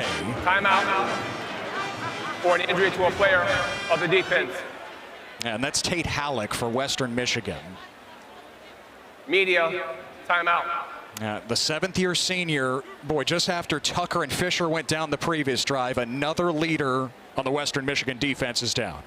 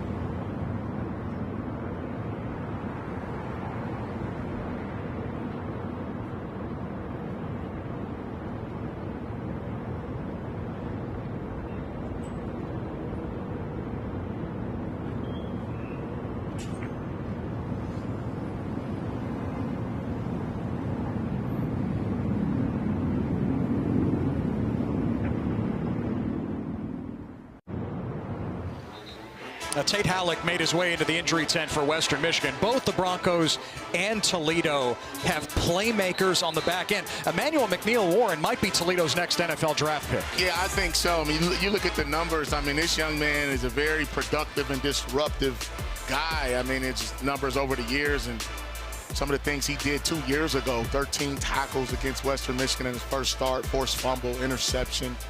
That young man, Tate Halleck's played some good football, too. obviously with a pick 6 on the season. He was the young man that was just down to transfer from Michigan State. Hey, I played safety, and I like the way those two guys play the position. So Halleck off the field. By the way, Nadane Tucker is back on the field for Western Michigan here to start this drive. Rodney McGraw's on the other side at defensive end, not Kershawn Fisher just yet. The swing to Van der Ross. He's wrapped up by Joshua Franklin. And a loss on the play. Oh, and there's a flag as well.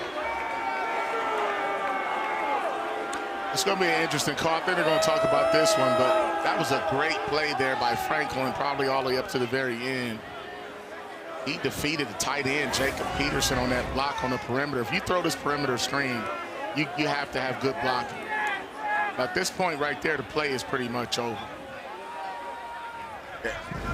After the play, personal foul, unnecessary roughness, defense, number 1, 15-yard penalty, first down. You don't agree with that? Not really. I mean, it just wasn't that egregious enough for me to call it. He actually threw his hands up towards the end, and they were trying to strip the football. You always want to err on the side of safety, but let's just watch. You'll see Franklin Wright. It just depends on when the whistle was blown. I think that's what we can't hear on the replay. Yeah, Van der Ross ends up on the ground, which affects things. Gleason taking a shot, and incomplete. Rudolph trying to stretch for it. It would have been a 54-yard touchdown. So you're seeing Toledo open it up a little bit. They figured something out, and what they figured out is that they can play action pass and get behind this defense. You see Micah Davis in coverage and safety. Can't let those guys get behind you. Now remember, Tate Halleck is out. So they have to make some changes back there. And what did Jason Candle do? He went up top.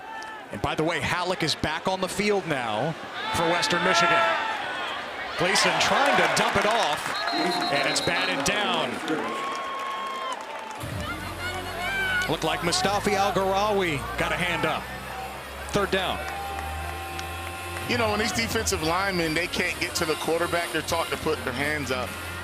And that was a great job because Toledo now is getting more aggressive. They were looking down the field. They want to push it down the field vertically.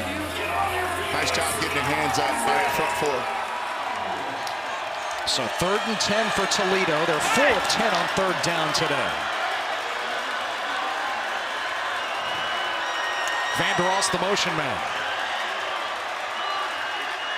Shovel pass to Christian.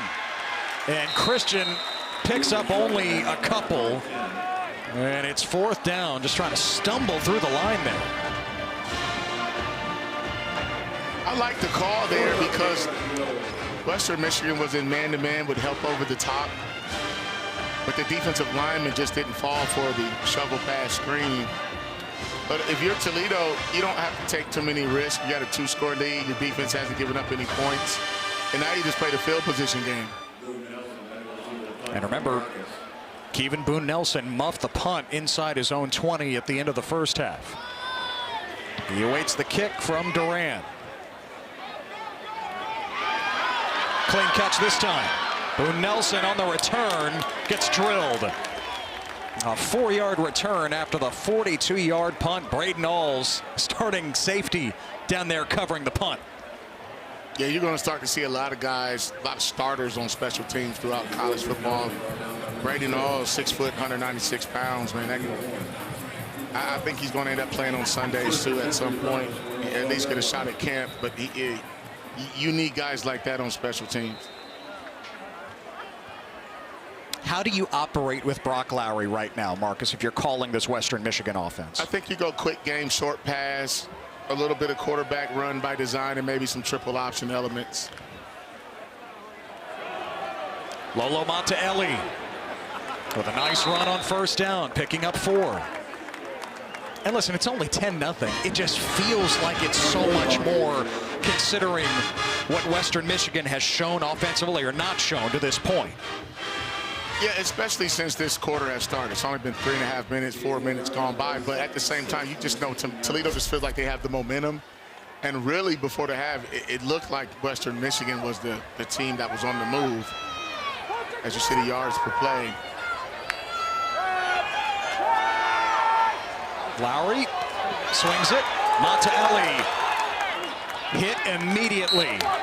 Kavion Sherman, Toledo's leading tackler, was waiting for him. Really the surprise of this Toledo defense here in the early part of the season. Yeah, they said he's been the defensive MVP, last week in their big win, but he's very productive. 9 tackles, a sack, 4 tackles for loss. He's long and athletic, 6'2", 236. And you just saw his ability to make a tackle in space on a pretty good running back. 3rd and 6. They protect Lowry well, and he connects with Cade Conley. Ball is out, and Toledo has recovered. Conley fumbled it. Fuller recovers it. It's his second takeaway to go with the interception from the first half. Western Michigan entered this game with only 1 turnover. They turned it over several times today so far, 3 times to be exact. But this is why you run to the football, and this is unfortunate because they would have had a first down. As you see Brock going through his progressions, get the catch there across the middle. But then you look up and the ball gets punched out. And it was Emmanuel McNeil-Warren. We just highlighted him a moment ago. That's right. So the 3rd turnover of the day by Western Michigan. Toledo starts from the 25. Christian, a hurdle just to make it close to the line of scrimmage. He ends up losing a yard. Christian is athletic as all get out, man, and they try to run that tackle counter again. That time defensive end, big fella right there, McGraw, he held the point, stretched that ball. Big guys flying around. That's a nice job by the big fella, 99.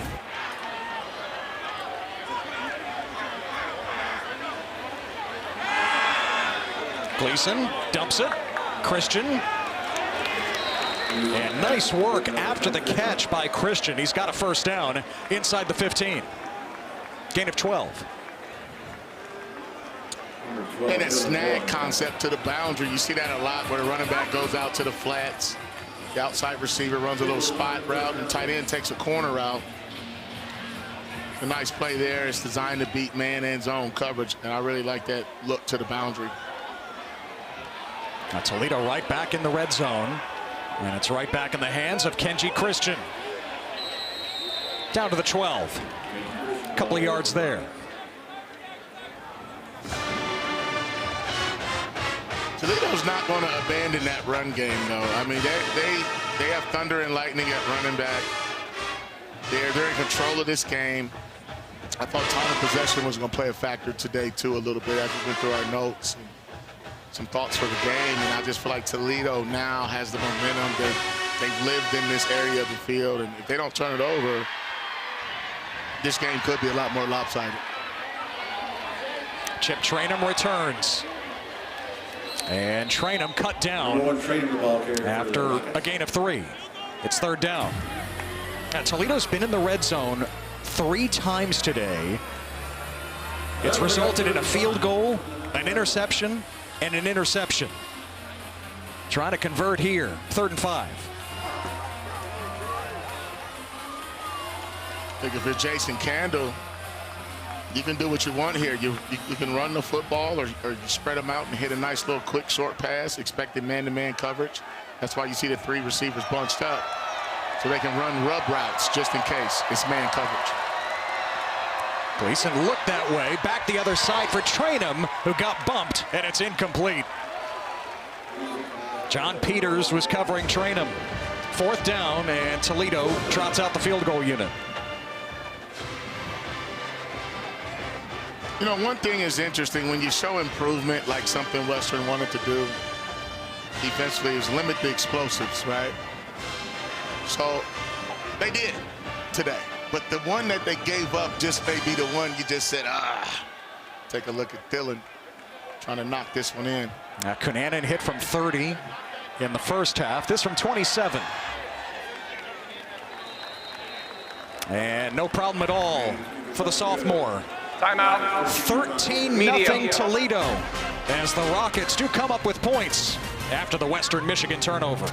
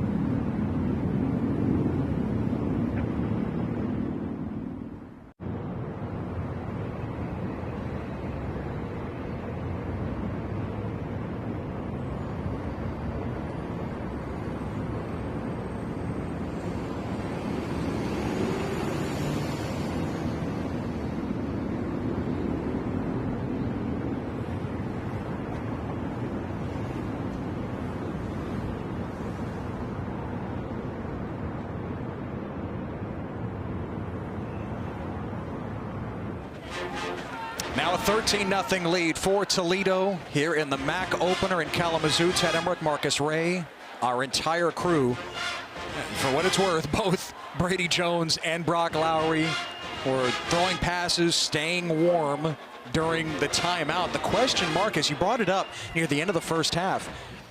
Do you consider turning to more of your pocket passer, Brady Jones, as Toledo adds to its lead? I think so. I mean, they have been rotating all season, and then I think they were trying to get it figured out after the non-conference schedule was over. They settled in on their guy, but the beautiful thing about it is they've both taken enough snaps that if one's, it doesn't matter if you're a starter or not, you have to find a way. Just like Brock got the job because Brady didn't put up enough points, it can go right back the other way. And listen, the offense absolutely moved better those first three games when Lowry was in. And today, you see the number at the bottom of your screen for Western Michigan. That's all that matters. It is Brock Lowry coming out with the offense to start this drive. And Lance Taylor seemed to be pretty definitive with us last night. They told the quarterbacks on Monday, we're going with Brock. They didn't make a grand announcement to the team, but they told the QBs, and that's how they practiced the entire week, was with Brock Lowry as the starter.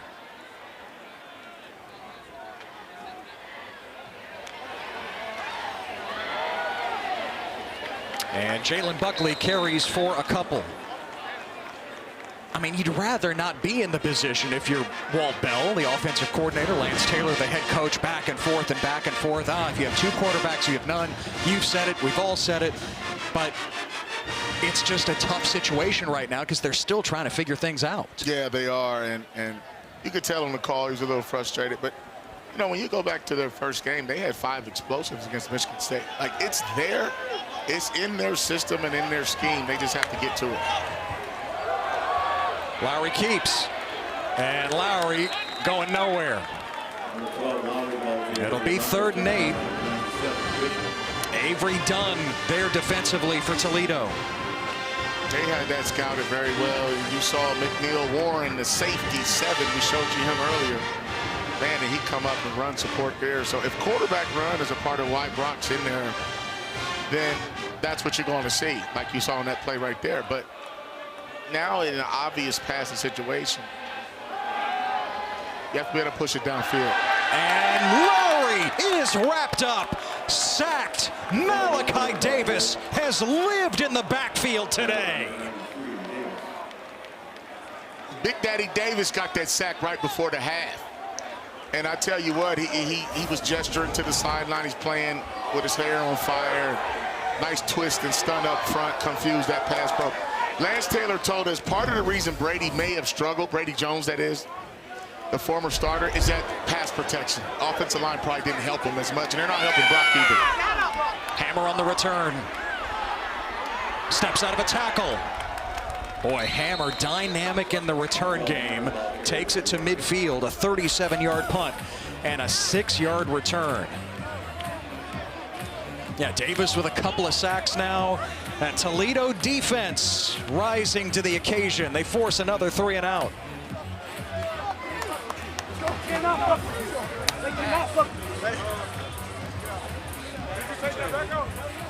And boy, the Rockets have outstanding field position. Yeah, and if you look at this as a heavyweight fight, those body blows in the first half that Toledo was throwing, they're starting to add up now. You're starting to see a battle of attrition, a little bit of wear down going with Western Michigan, slowly but surely. Gleason pulls it and finds Van der Ross. Van der Ross trying to stay upright, and he gets sandwiched close to the line of scrimmage. Yeah, the longer that play takes to develop, the more time the defense will get there. So that was nice pursuit by Western Michigan. But you saw Van der Ross was trying to get out of there, man, but sometimes you just want to go down. You see the young fella, the little shimmy shake. He says, I got some more moves for you next time I get it. First team All-MAC a year ago. Pitch to Christian. And Christian is wrapped up by Micah Davis. The Michigan transfer, former walk-on with the Wolverines. He was on the national championship team in 23.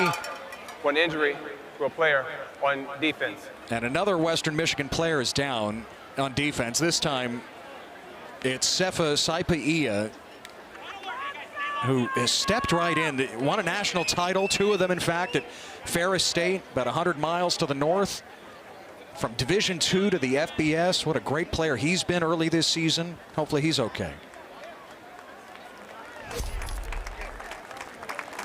See the big fella's stat sheet there, career numbers. And this guy here, man, he's a great football player. He's been a great addition to that locker room and added to the culture of what Lance Taylor wants to bring to here in Kalamazoo. Made a lot of plays too, man. He's been very active. It's good to see him bouncing around. I wish I could grow my hair out like that. I'm right there with you. You know. Yeah, Chris O'Leary, the defensive coordinator, said he just plays the game with such joy. We love having him. But he's off the field here on 3rd and 9 for Toledo. Gleason stepping up. Now trying to find Trainum in the flat. It's incomplete. That's good coverage downfield there by the Broncos. I'll tell you right now, they needed that stop. It's right at midfield. You don't want to get too far behind on the scorecards here late in the 3rd quarter, but that man right there, Dame Tucker. I talked to about 3 scouts about him 2 weeks ago, and they said, yep, he's going to be in someone's camp, buddy. Fair catch by Kevin Boone Nelson at the 10. So Western Michigan pinned deep yet again. Broncos did just force their first 3 and out by Toledo today. But can they muster anything offensively? That is the question now. And as a defense, I mean, you can only hold up for so long. And if you do give up one explosive coup, all right? You just don't want to give up 8 or 5. But if you want to play complementary football, which means offense feeds off defense, off of special teams, this offense at some point is going to have to give them something.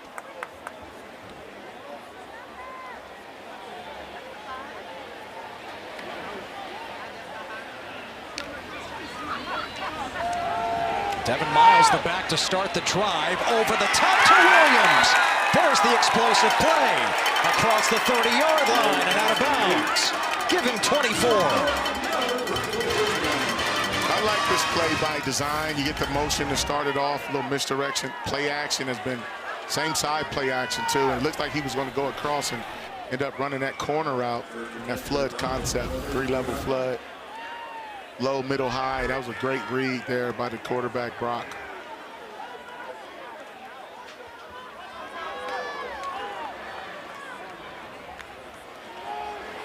Now from the 34, all the sweep with Christian Leary. And Leary down the boundary. Knocked out of bounds at the 49 of Toledo. 17 more yards. Yeah, a little misdirection, man. A little. Watch him show the inside handoff, and it looked like it was about to be a busted play, and then you just like that, underneath. That's considered a pass play too, buddy. That was a nice design play, and there's nothing wrong with running this stuff. Run your stuff. Do what you have to do to get on the board. Walt, I see you. That's 2 good calls, man. Getting creative here near the end of the 3rd quarter. I didn't mean it like that. Now the give to Miles, who's chopped down after a gain of 2. Yeah, be watching if Jalen Buckley gets in on this drive. Remember, he's been shaken up a couple of times in this game. Yeah, he was a little under the weather last week, too. That's why, you didn't really see him. So it's like he may still be feeling the effects of that, too. So, you have the flu and things like that. It takes a while to get your body back. But they've got a deep running back room, but Buckley definitely, I think his presence is being missed. More play action. And another deep shot for Williams. Flag is down. The pass is incomplete as Andre Fuller was covering Talik Williams. And the flag wasn't even thrown where the pass was. It was thrown with the ball still in the air.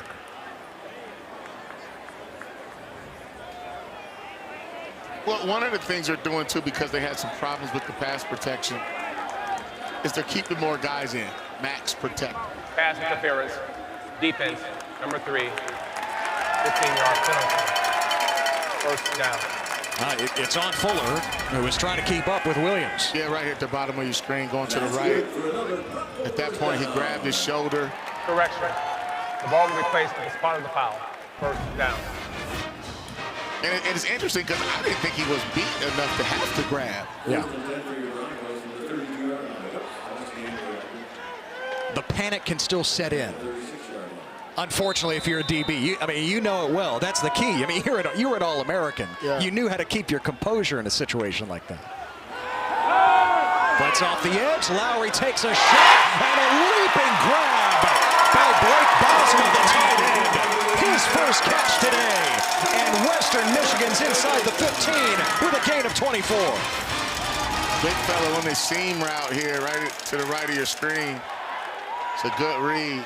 Oh, he could have had a little hands to the face there versus Brock Lowry. But I tell you what, to go up, he's a secret silent weapon in this offense. He came into the game with 6 catches, 49 yards. But at the same time, he is a weapon, and he can work those hashes and match up with any linebacker. So Western Michigan inside the red zone. Lowry dumps it right back to Bosma. And he's inside the 10-yard line. Bosma, the native of Holland, Michigan, about 60 miles to the north. He gains 5 here.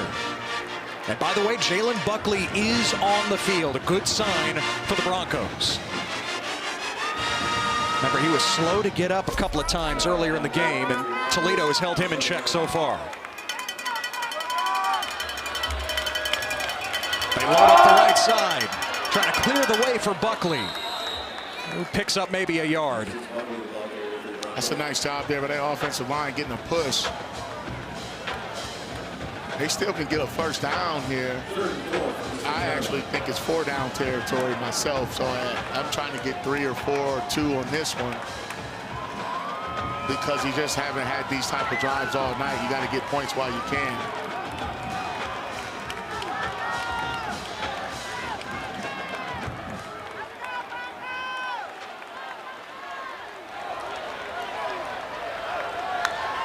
On 3rd and 4. Lowry keeps it. Lowry eyeing the pylon. And Lowry is in for the touchdown. That's why he's the starter. Brock Lowry flashing the wheels at last. And Western Michigan's on the board. By design, that play is play action, but it's really quarterback run too. It's almost like triple option RPO to the boundary, short side of the field. They really love his athleticism. Coach told us about how he wanted to go live in a scrimmage just so he could compete for the job and show the coaches and his team that he wants to run the ball. He doesn't want no red shirt. He wants contact. Good play right there.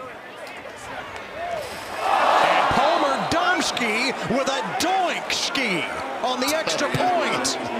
Oh my goodness. He was the MAC Special Teams Player of the Week a couple of weeks ago here against North Texas. And he misses the extra point. That actually changes things. I mean, that's very interesting. But as you go back to the touchdown, watch the play action. Heavy run look there. It's like a glorified naked bootleg for that quarterback, but it gave the feel that he could throw downfield, but I think that was a run the whole time. Nice job there by Lowry. Picked up a good block on the edge. Baylor Brooks. Yeah, Marcus, you touched on it. It was the night before Western Michigan's final scrimmage. And Brock Lowry in that even quarterback competition with Brady Jones. You get another look at the extra point here by Domski. And doink. Yeah. So, night before the scrimmage, Brock Lowry says, I need contact. I have to show you what I can do. Yeah, like you said, go live means the quarterback can be tackled. There's no other team in America that probably had a scrimmage in August where the quarterback was live, and yet Lance Taylor agreed to it.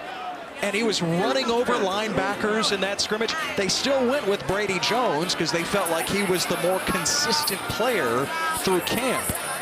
But Brock Lowry has continued to improve. And yes, he's raw as a passer, but he opens things up offensively for Western Michigan. Yeah, he does, and I think he's trying to make some good decisions with the ball. You saw the seam pass to Bosma to set up that score, and they came out, opened it up a little bit more offensively. So a 13-6 Toledo lead. Final minute of the third quarter. Trainum trying to cut it back. He's swallowed up. Nadane Tucker. That's a loss of 3. Big boy McGraw, he's getting in there too, mixing it up, man. He's having a good day himself. Tough to run that wide zone when that defensive end holds the point, doesn't let the ball outside of his defense. Now Toledo does have to snap it one more time here in the third.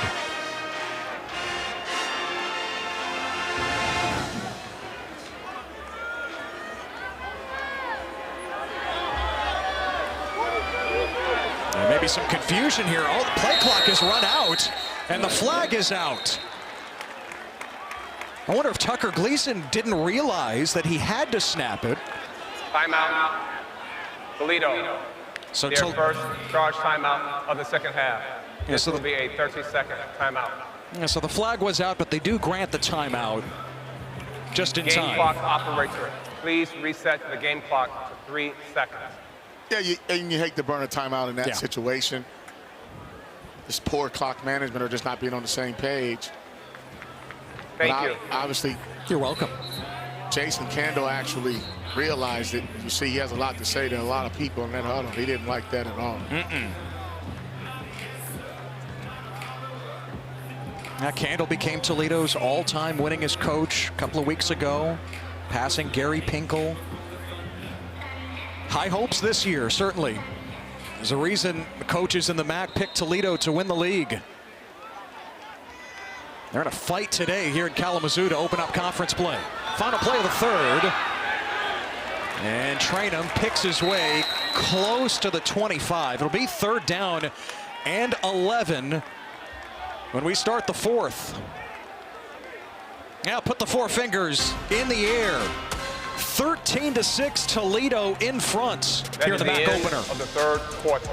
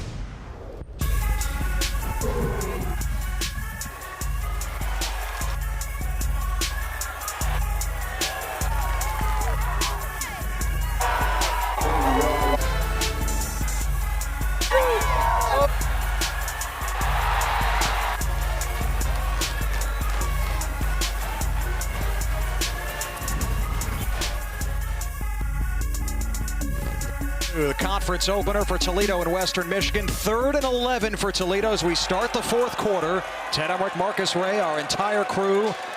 Tucker Gleason. Flushed out. Tipped in the air and incomplete. Off the hands of Jacob Peterson, his tight end. And Western Michigan comes up with a stop to open up the 4th. Man, watch Dane Tucker, number 11, man. He just comes off that edge. He's hard to block. Give Cole Rett some credit. Right there could have easily been a holding penalty. They didn't call it. But I tell you what, that was a dangerous throw. And a lot of times when you see turnovers, it's due to tips and overthrows. And that was almost one. So another 3 and out, back-to-back now for this Toledo offense. And Kevin Boone Nelson brings in the punt. That traveled 42 yards off the foot of Emilio Duran. Well, Western Michigan put together by far their best drive. It's not even close. They ended up with points, ended up with the touchdown by Brock Lowry. Now can they build on that down a score? Well, they showed some signs of being able to open it up, and I think that's why they were able to score. I mean, you can't just line up, hand it off, be vanilla the entire rest of the way. You got to find another way to get some points and get to some field position, and I like how they opened it up. Yeah, Marcus, they've run it 23 times for 38 yards today. Lowry runs it here. And Brock Lowry churns across the 40. Gain of 7 on first down. 100% quarterback run. Call that a lead play when the back is the ISO blocker for the quarterback. Hey, he's not sliding. Take a look at his numbers. I mean, 13 to 22, 144 with the pick. He's done some things with his legs, too. Brady Jones started the first 3 games of the season. Brock Lowry played a bunch, and he earned the job on Monday. Lowry with the first down, a crushing hit, but Brock Lowry was able to brace himself. He picks up 5. A little bootleg action there on 12 personnel, 1 back, 2 tight ends. It's good coverage there, and he eyes downfield. Right there, he protected the football. Apollonia came in there with the smack. Brock held on to it, but he definitely covered that football up. He braced himself for that hit for sure.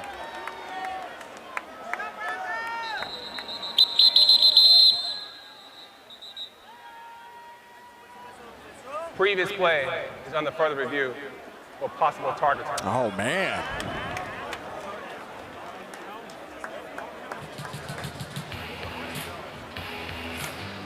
Now, it's not like Lowry is sliding here. We'll take another look. It's going to be interesting to see, especially from this angle. Let's see. He kind of led with the head and shoulder a little bit. Yeah, again, but, you know, Brock Lowry is a runner here, not a defenseless player. So we're talking about only crown of the helmet in this case for the Toledo defensive player. I think if he would have wrapped up. And then that would be it from Apollonia.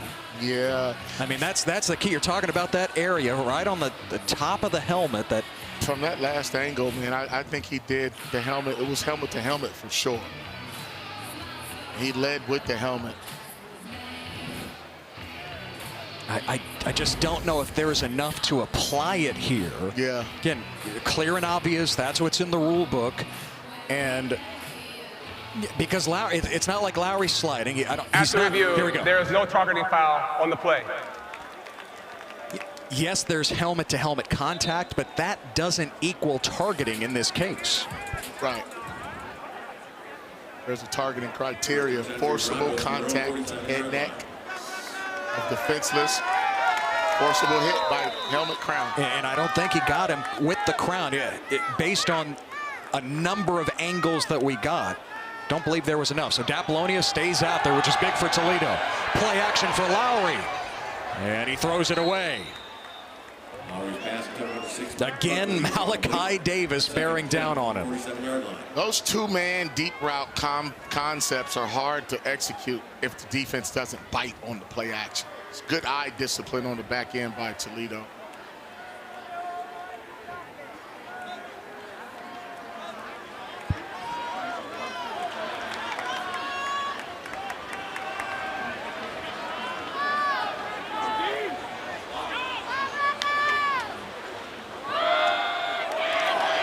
Buckley has stood up.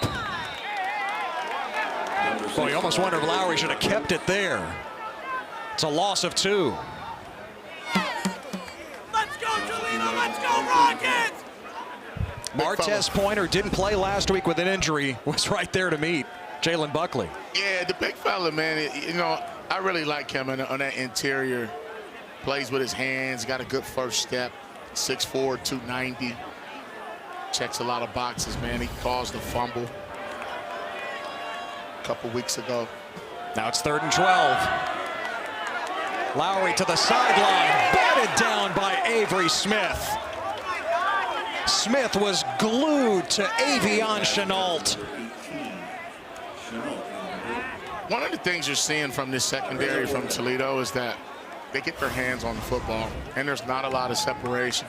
And I think this is the one part in their pass game where they like Lowry in the run game. He does some good things, but they want that ball right there. They need that to be completed. That's on the receiver and the quarterback. Milmore punts it. The fair catch by Bryson Hammer. Timeout. Just past the 15. Media. Timeout. Toledo's got it back. Up a score.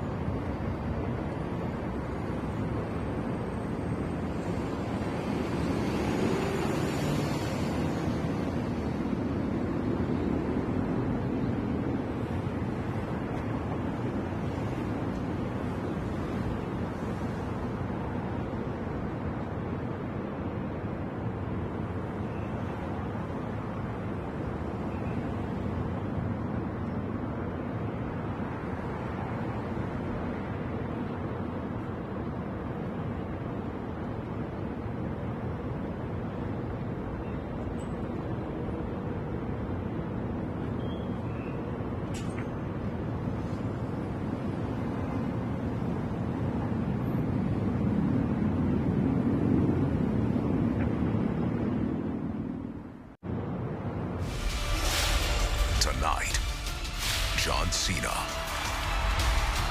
Brock Lesnar. The world will be watching. Stream WrestlePalooza on the ESPN app tonight. That's kicking off the show tonight. It was awesome on game day. Nick Saban did the "You Can't See Me" to Pat McAfee. Oh, yeah. Incredible. Like, what timeline, what world are we living in where we have Nick Saban doing the "You Can't See Me"? Hey, everything's on the menu nowadays, man. I tell you, it's just, and it's fun to see it. People think those coaches don't have personality. They do, man. Toledo takes over from their own 18, trying to deliver an F5 or an attitude adjustment to Western Michigan here in the 4th quarter, up a touchdown. And Chip Trainum picks up 4 yards on first down. Just get the feeling, it's Chip Trainum time right now. He's up to 21 carries for 142 yards and that big touchdown to start the second half. Yeah, what Toledo needs to do is knock off about 6 or 7 minutes and try to find a way to get some points. If not, then you still flip the field and you make it really hard on an offense that really hasn't been very explosive. Gleason delivers complete. It's Crosby. A first down across the 35.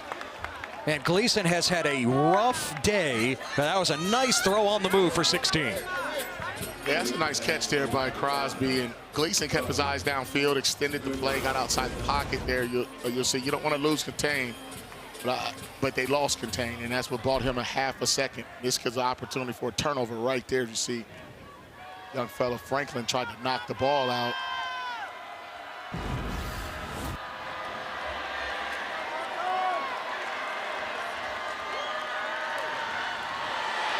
Trainum cuts it back. and picks up 3. Yeah, so I mentioned it in the first half, Marcus. Yeah, of course, Chip's not his given name. It's Diamante, goes by Chip.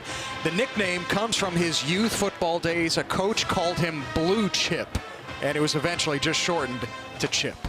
I like Akron, Hobin's finest. Young man's been in college a long time, man. Look at the numbers. That's his average coming into the game, was about 6.5.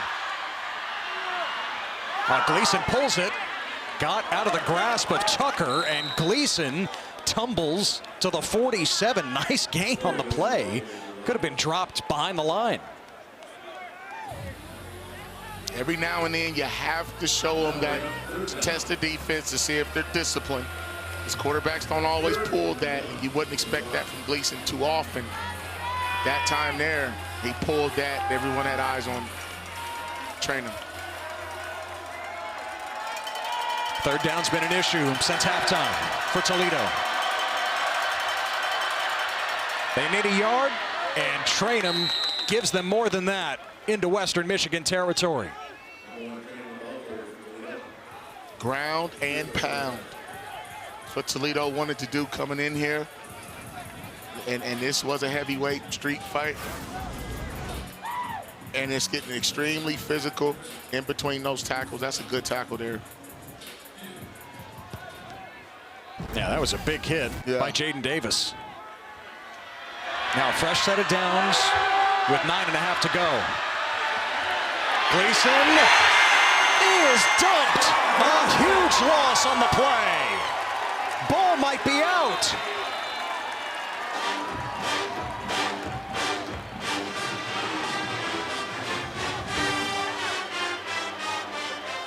Got to unpeel everybody from that pile. It was recovered by Toledo. Connor Jones, the tight end, got on top of it. It's a loss of 16. Yeah, watch Kershawn Fisher, 20, coming from the right of your screen, using that good hand work, as you call it. That ball's coming out. That's a fumble.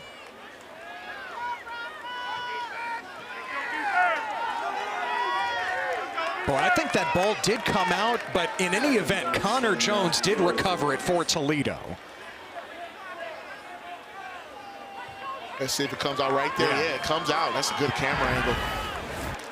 And so 2nd and forever, 27 to be exact. Train him up to the 40-yard line with a gain of 6. That's one way to get your defense going, to get some field position for your offense, is to try to create a turnover, get a sack, strip. Now 3rd and long, and Gleason wires it to midfield, well short of the line to gain. Jacob Peterson hauls it in for 11 yards, and it's 4th down. So Toledo has to punt again. I mean, you can't say enough about this Western Michigan defense today.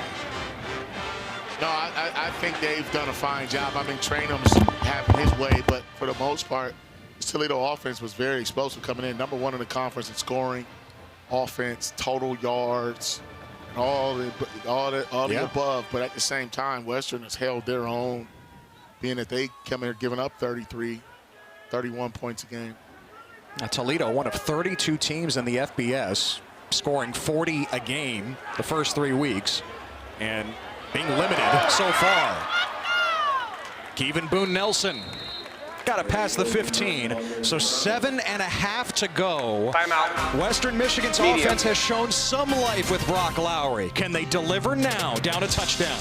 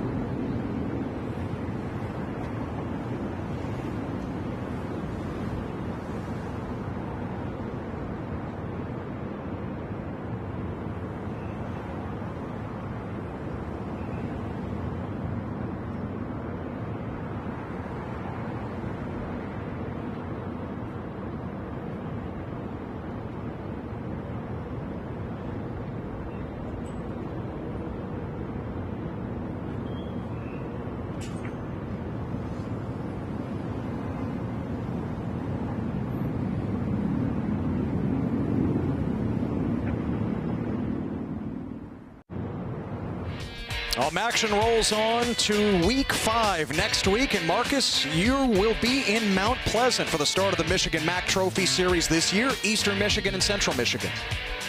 I'll tell you, those are going to be some competitive games, man. Yeah, Eastern Michigan playing better football. Central Michigan bouncing back from the loss to Michigan. And you see Northern Illinois there, over there duking it out with Mississippi State. So I think that's a good lineup, man. Miami lost a close one to UNLV.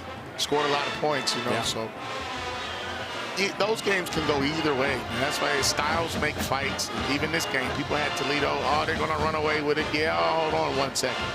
Because these are 2 good football teams, and it doesn't matter what the record says. Before we get to week 5, the only MAC game of the day here in week 4. Western Michigan down a touchdown. And starting with Jalen Buckley shrugging off defenders. And Buckley's up to the 25. Gain of 8.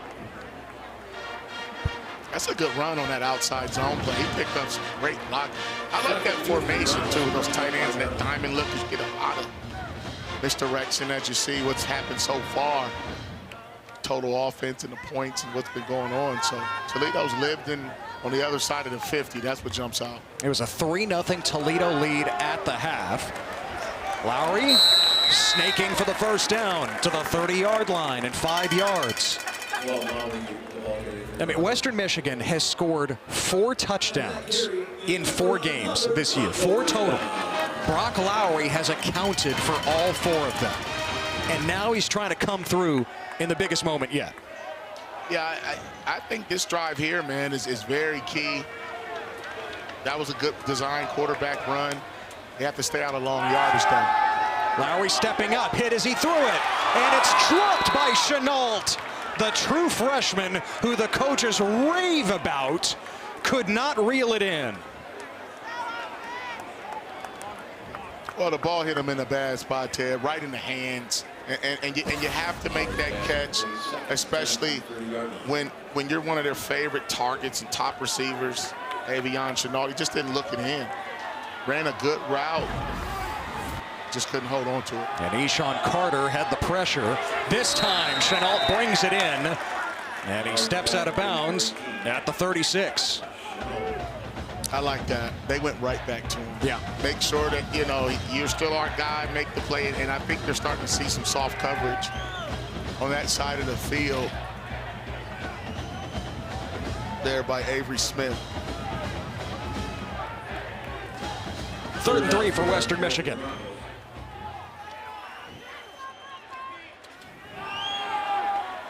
Lowry behind Chenault, incomplete, but multiple flags.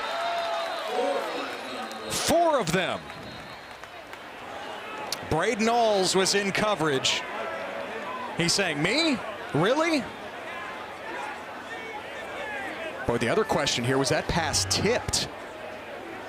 There's also a Western Michigan player down. Let's take a look. It was close to being tipped right there, but it wasn't tipped. Ball was behind him. Clearly dropped the ball. It's unfortunate because Braden Alls is one of those guys. Personal foul, late hit with targeting. Defense, number 6, 15-yard penalty from the previous spot, first down. Previous play is on the review. Now, of course, he'll take a closer look at it, but yeah, it's after the play here. Braden Alls, keep an eye left side of your picture, coming in against Chenault. And in that case, Marcus, you are talking about a defenseless player. So what you're looking for is that indicator. Is there a launch? Looks like it. Then forcible contact to the head or neck area. You're not talking about just the crown of the helmet. What do you see? Well, I see he used his shoulder, and there was no helmet contact there, but I just think it was more of a late hit personal foul. And it doesn't have to be helmet-to-helmet contact. Correct. Here, again, just with the elbow, the forearm, is there forcible contact to the head or neck area of a defenseless opponent. I mean, listen, you played the position. You certainly have your thoughts on it. Yeah, 30 years ago, they wouldn't have called. I mean, they would have called a late hit, but there was no such thing as targeting. So, Right. you know what I mean? So it's like one of those things where that wasn't as bang as Alls is trying to make it look. It's like, you know, the unfortunate part is the ball was thrown behind Chenal, and when Brayton broke on that ball, you almost couldn't tell if he still had it or not for a hot second.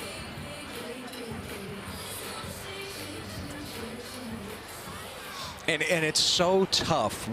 After further here we review, go. Here's the call. The ruling on the field of targeting is overturned. There is no targeting foul. We will enforce a 15-yard penalty from the previous spot. 1st and 10. So that late hit stands, like you're talking about, that will still be enforced here. Yeah. But the good news for Toledo, no targeting, and that's big because, of course, Toledo has another MAC game next week, and Braden Knowles would have had to sit out the first half next week against Akron if that was targeting. Yeah, and I think they're just going to call it and look at it. I mean, and I think that's the right move.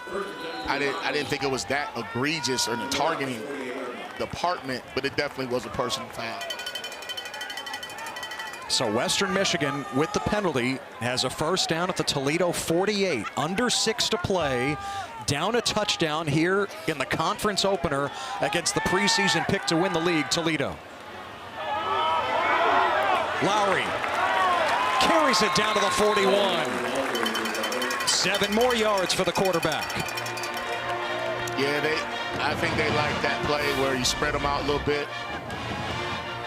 Fake the run, but the running back is actually the lead blocker, and you have to add one more defender in the box, or if you don't, it's going to go for 6, 7, 8 yards.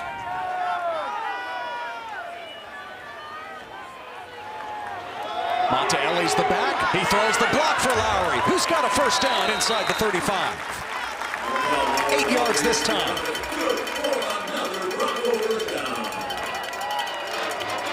Oh, Walt Bell dialing it up, man.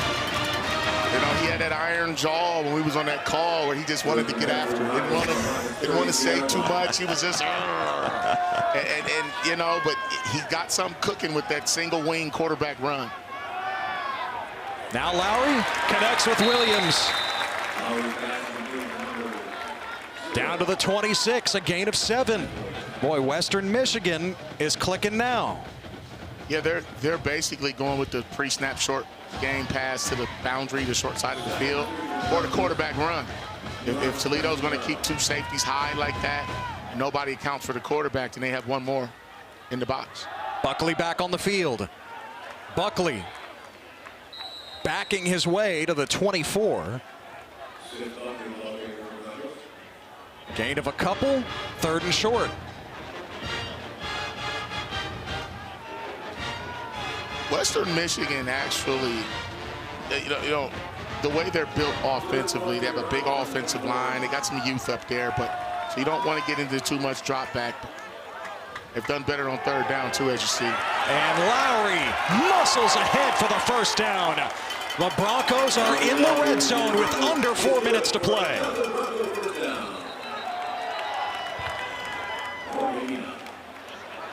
Ruling on the field is a fumble recovered by the offense. First down. Boy, Lowry lost it at the end, but Western Michigan keeps possession. Let's see here. Ooh, that's a good collision right there. See if that ball comes out on the way down. Oh, the peanut punch at the end. Oh, that's becoming a trend. Yes. Trend there, buddy. That was Braden Knowles who punched it out. Western Michigan recovered. Lowry on first down. Oh, he got smacked. Kavion Sherman just clocked him.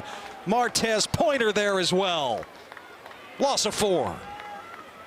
If a quarterback isn't going to slide and not give him his body up, then he's just like any other person with the football. That's good coverage. They weren't fooled by the play action there, and the pocket collapsed. They had a quarterback spy on, and they just swarmed to the football.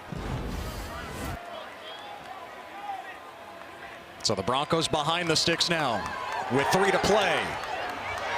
Lowry trying to keep his balance.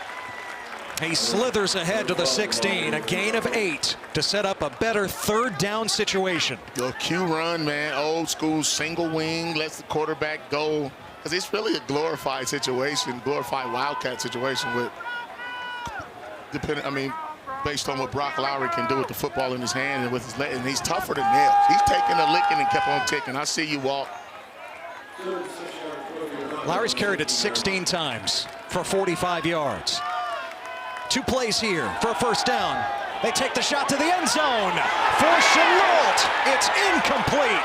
No flag. Avery Smith says, I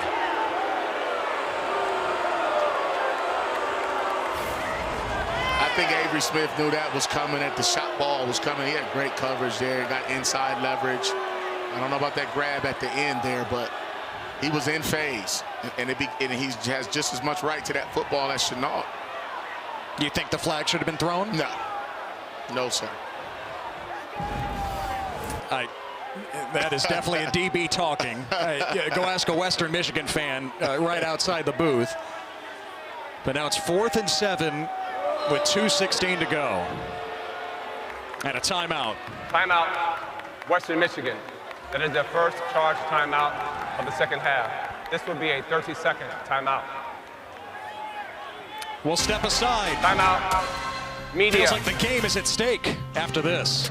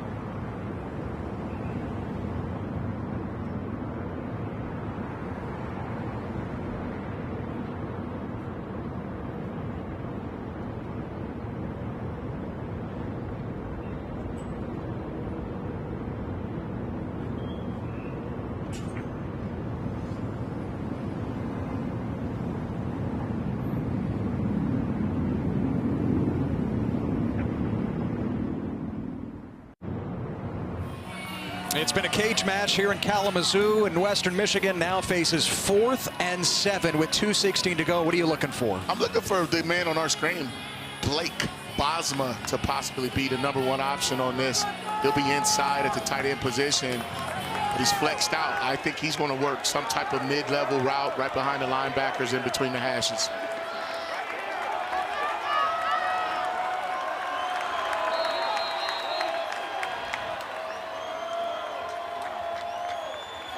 On 4th and 7, Lowry steps up to the end zone, and off his receiver's hands, incomplete.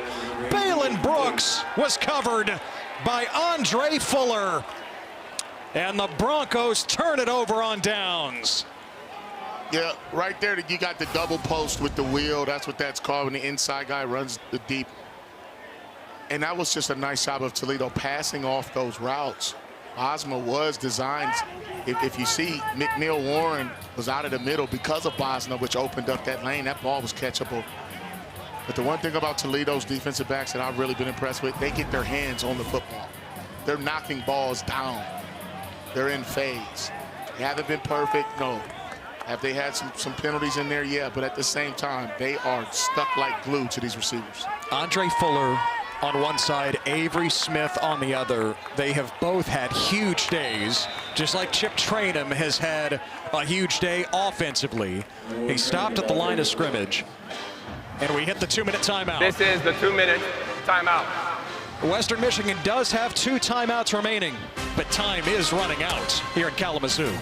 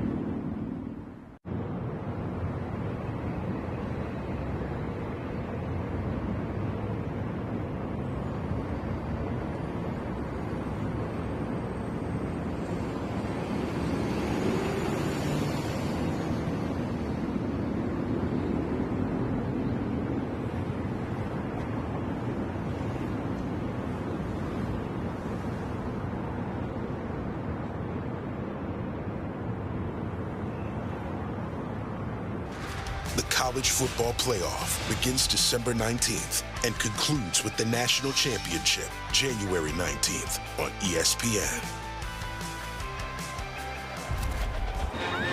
2 minutes to go in Kalamazoo in the MAC opener.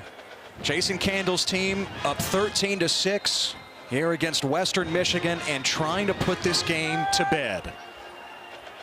2nd and 10.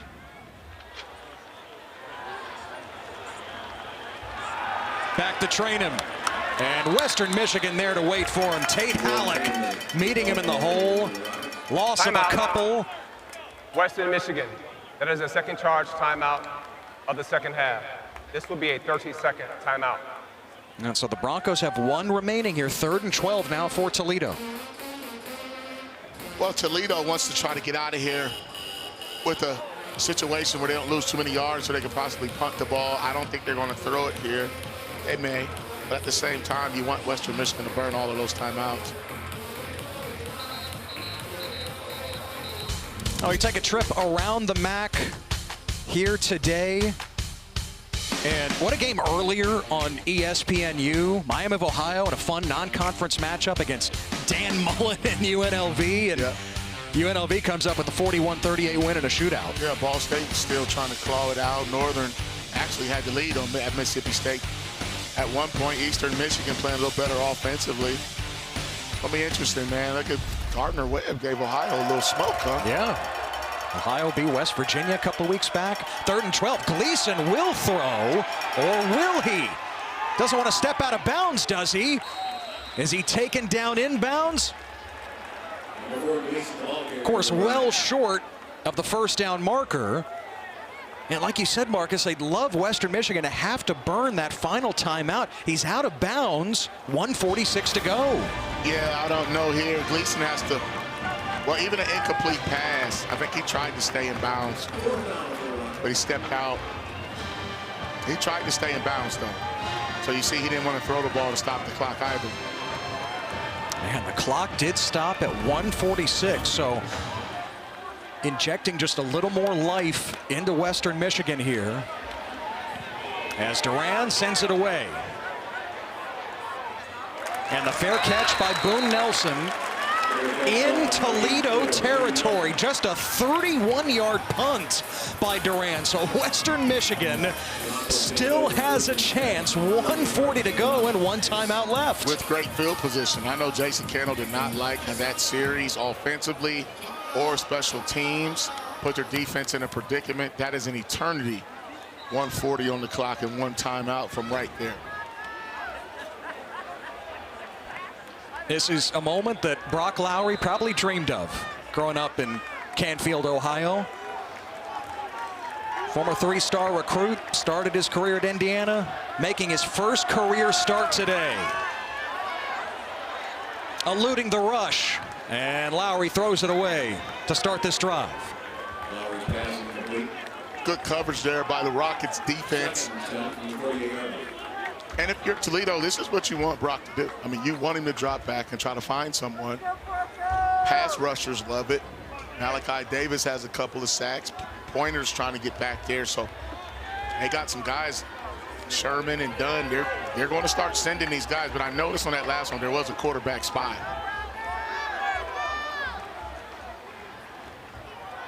On 2nd and 10. Lowry the sidearm and behind Chenault, incomplete. He was sped up there. That's 3rd and 10.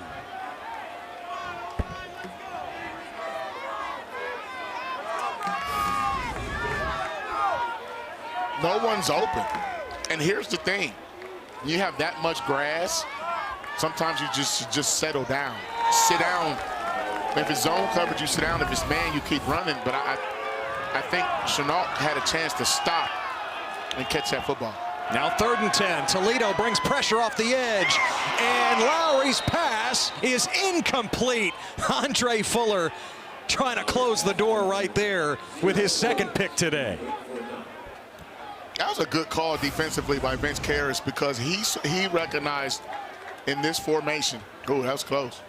That was close, close, close. But I think he recognized when Western Michigan was going to sprint out. So it was a certain look of formation he saw that they just triggered it where the nickelback came and blitzed to stop Brock from getting on the perimeter. And now it's 4th and 10. And now truly the game hangs in the balance. Lowry fires. That's caught by Williams. Williams inside the 10. And he's hit by Fuller at the 5. A 43-yard strike. Western Michigan still alive. His offensive line gave him some time, man. Did they do a great job there? Toledo got caught in that man coverage. You saw Nasir Bowers.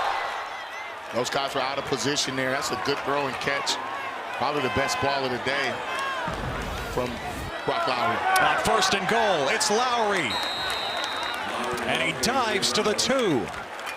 Again, one timeout remaining for the Broncos.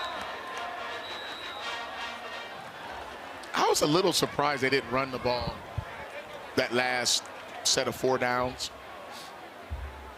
A man down for Western Michigan. Timeout. Toledo. That is a 2nd charge timeout of the 2nd half. This will be a 30-second timeout. Wow, so Toledo on their heels and calling the timeout, and as Western Michigan has a man down. Looks like it's Zach Vaughn,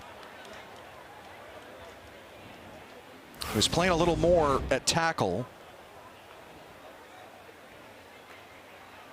You see Lowry, watch 73. I know, man, Luce Julian just came over the top of him. Game clock operator, please reset the game clock to 58 seconds. 5-8. And so they add 6 seconds here. Thank you. No problem. But yeah, it's been Zach Vaughn and Adam Vandervest rotating a little more at left tackle. And the Wake Forest transfer, Vaughn, has to head out.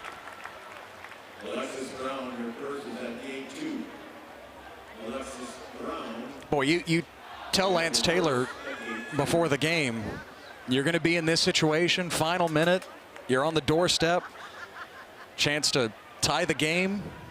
He'd take that all day based on all the struggles they had first 3 weeks of the season, not to mention the offensive struggles so far today. Yeah, and he wanted his team to play four-quarter football, and when you do that, you have a chance. As you take a look at Vince Karras, the D coordinator for Toledo. This is an interesting situation. I mean, do you go all out and sell out, try to get a hit in the backfield? But remember, Western still has that timeout. I would expect quarterback run or play action pass off of that. Lowry keeps trying to get a block from Brescia to the pylon. That's a touchdown. Brock Lowry in the clutch. And Western Michigan is within a point. Take a look here. That's a tough play to stop because it's really a run play, but he also could have threw the ball as well to Brescia. A lot of misdirection in there, man. Saw McNeil Warren trying to stop Lowry from turning that corner, but nevertheless, he got in there. And if I'm Western Michigan, I'm going for 2.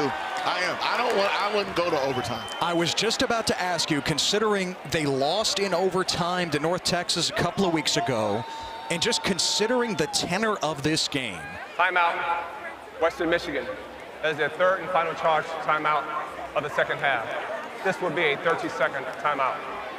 Yeah, so the Broncos call that final timeout to talk about it some more. I'm with you. Why not just go for the win?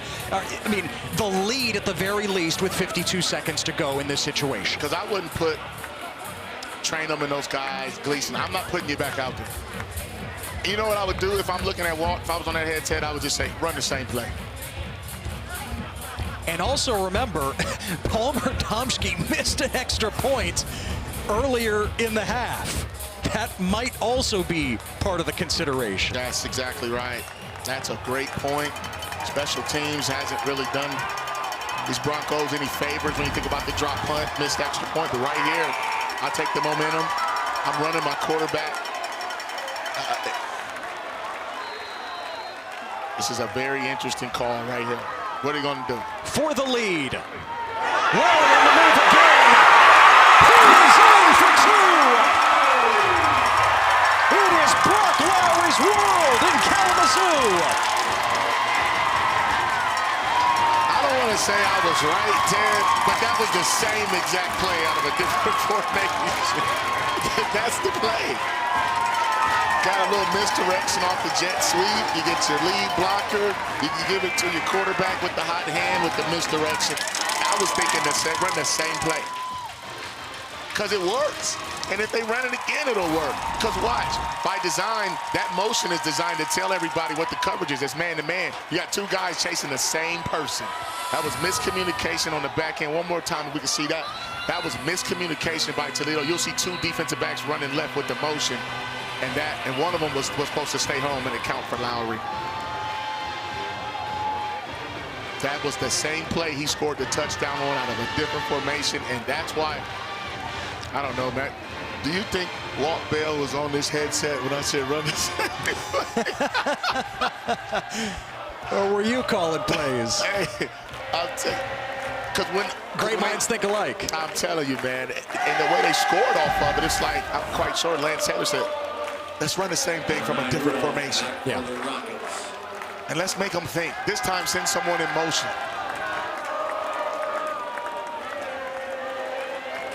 Just a dream sequence for Brock Lowry.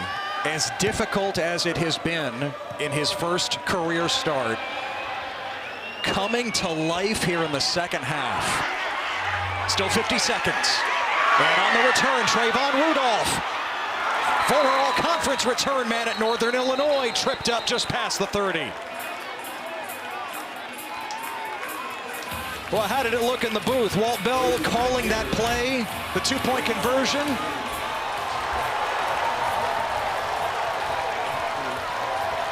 All eyes to the end zone to their left. Let's see it. Everybody's sitting there just waiting. Dialed in. Would it work? Would it work? Fist pumps.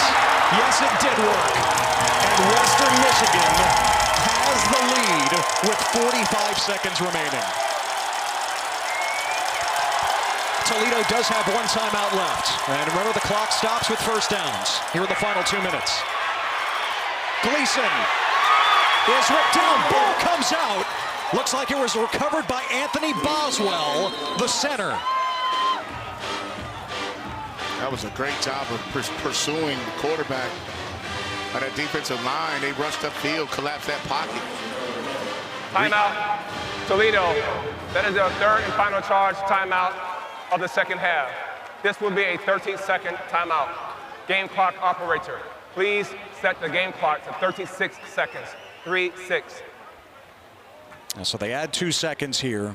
Thank 36 seconds to go for Toledo, the preseason favorite in the MAC. A team that's been a standard bearer in this league, opening up conference play on the road. Toledo has elected to make this timeout a full timeout, 60-second timeout. And now it's up to Chris O'Leary's defense to come through here in the final 36. Yeah, I think Chris O'Leary did a fine job. He had a good game plan. He slowed down a high-powered offense. He kept that point total down so that the game was to be within reach and gave Walt Bell an opportunity, the offensive coordinator, to figure something out, whether it was quarterback run, naked bootleg, short passes.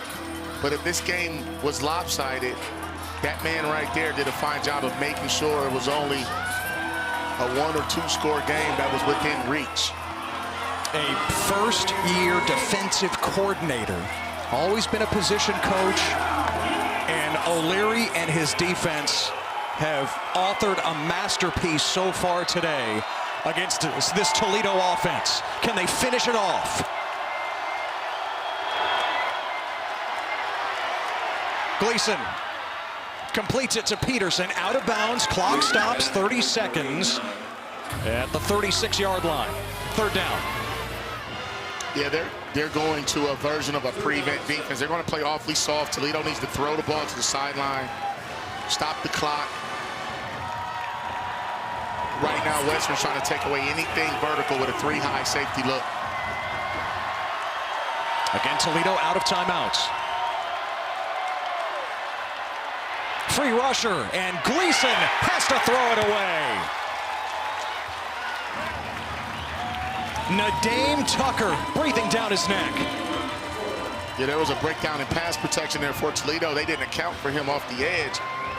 That's because they got guys standing up and moving around.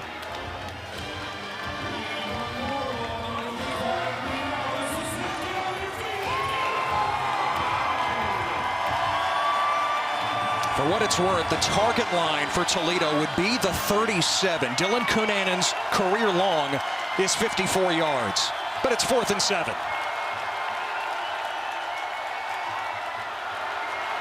Gleason airs it out. Crosby, incomplete. Aaron Wofford got a hand on it for Western Michigan, and the Broncos slam the door here in the MAC opener. Oh, it's going to be a party in Kalamazoo tonight, buddy. That was a big, big win. Tip the cap, though. Gleason trying to squeeze that one in there. That was almost a catch, too, if he didn't have to wait on that. If that wasn't underthrown, that might have been a touchdown. But nevertheless, Aaron Wofford did a fine job playing the ball, breaking it up. You'll see the best formation in football coming up next. It's called victory. Toledo had won 17 consecutive MAC openers going back to 2007. But today belongs to Western Michigan. Yes, there really is a Kalamazoo. And yes, Western Michigan has its first win of the season under Lance Taylor. A hard-earned 14-13 victory over the preseason pick to win the MAC, Toledo. Look at that first win. We're trailing at the half, man. 17 tries. Congratulations to Western Michigan. A hard fought. And you know what we saw, Ted, is everything Lance talked about on our calls, how his kids fought. Those players fought. They never stopped believing in each other. Tough opponent coming in there, red hot Toledo. And you know, when you're 0-3, the sky's falling, and then there's another game. I love the way you play the game.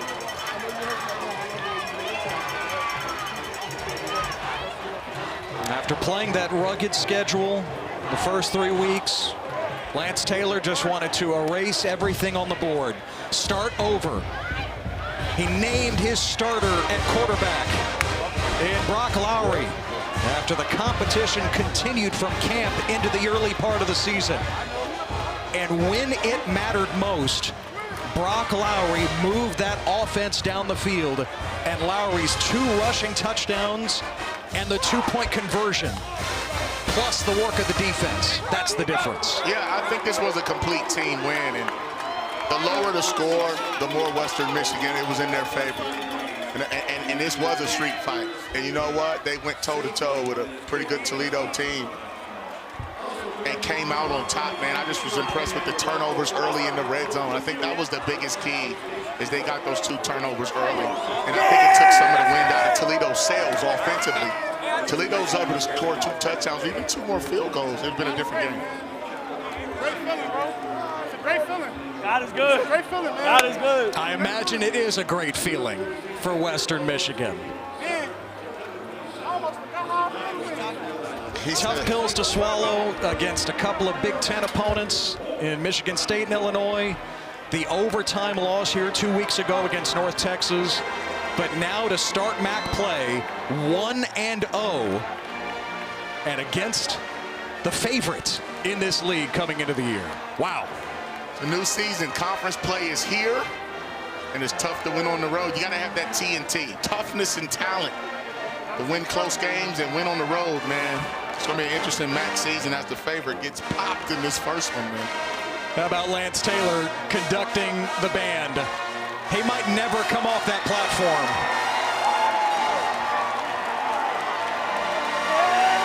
Western Michigan's first win of the year comes in ultra-dramatic fashion. The final score, Western Michigan 14, Toledo 13.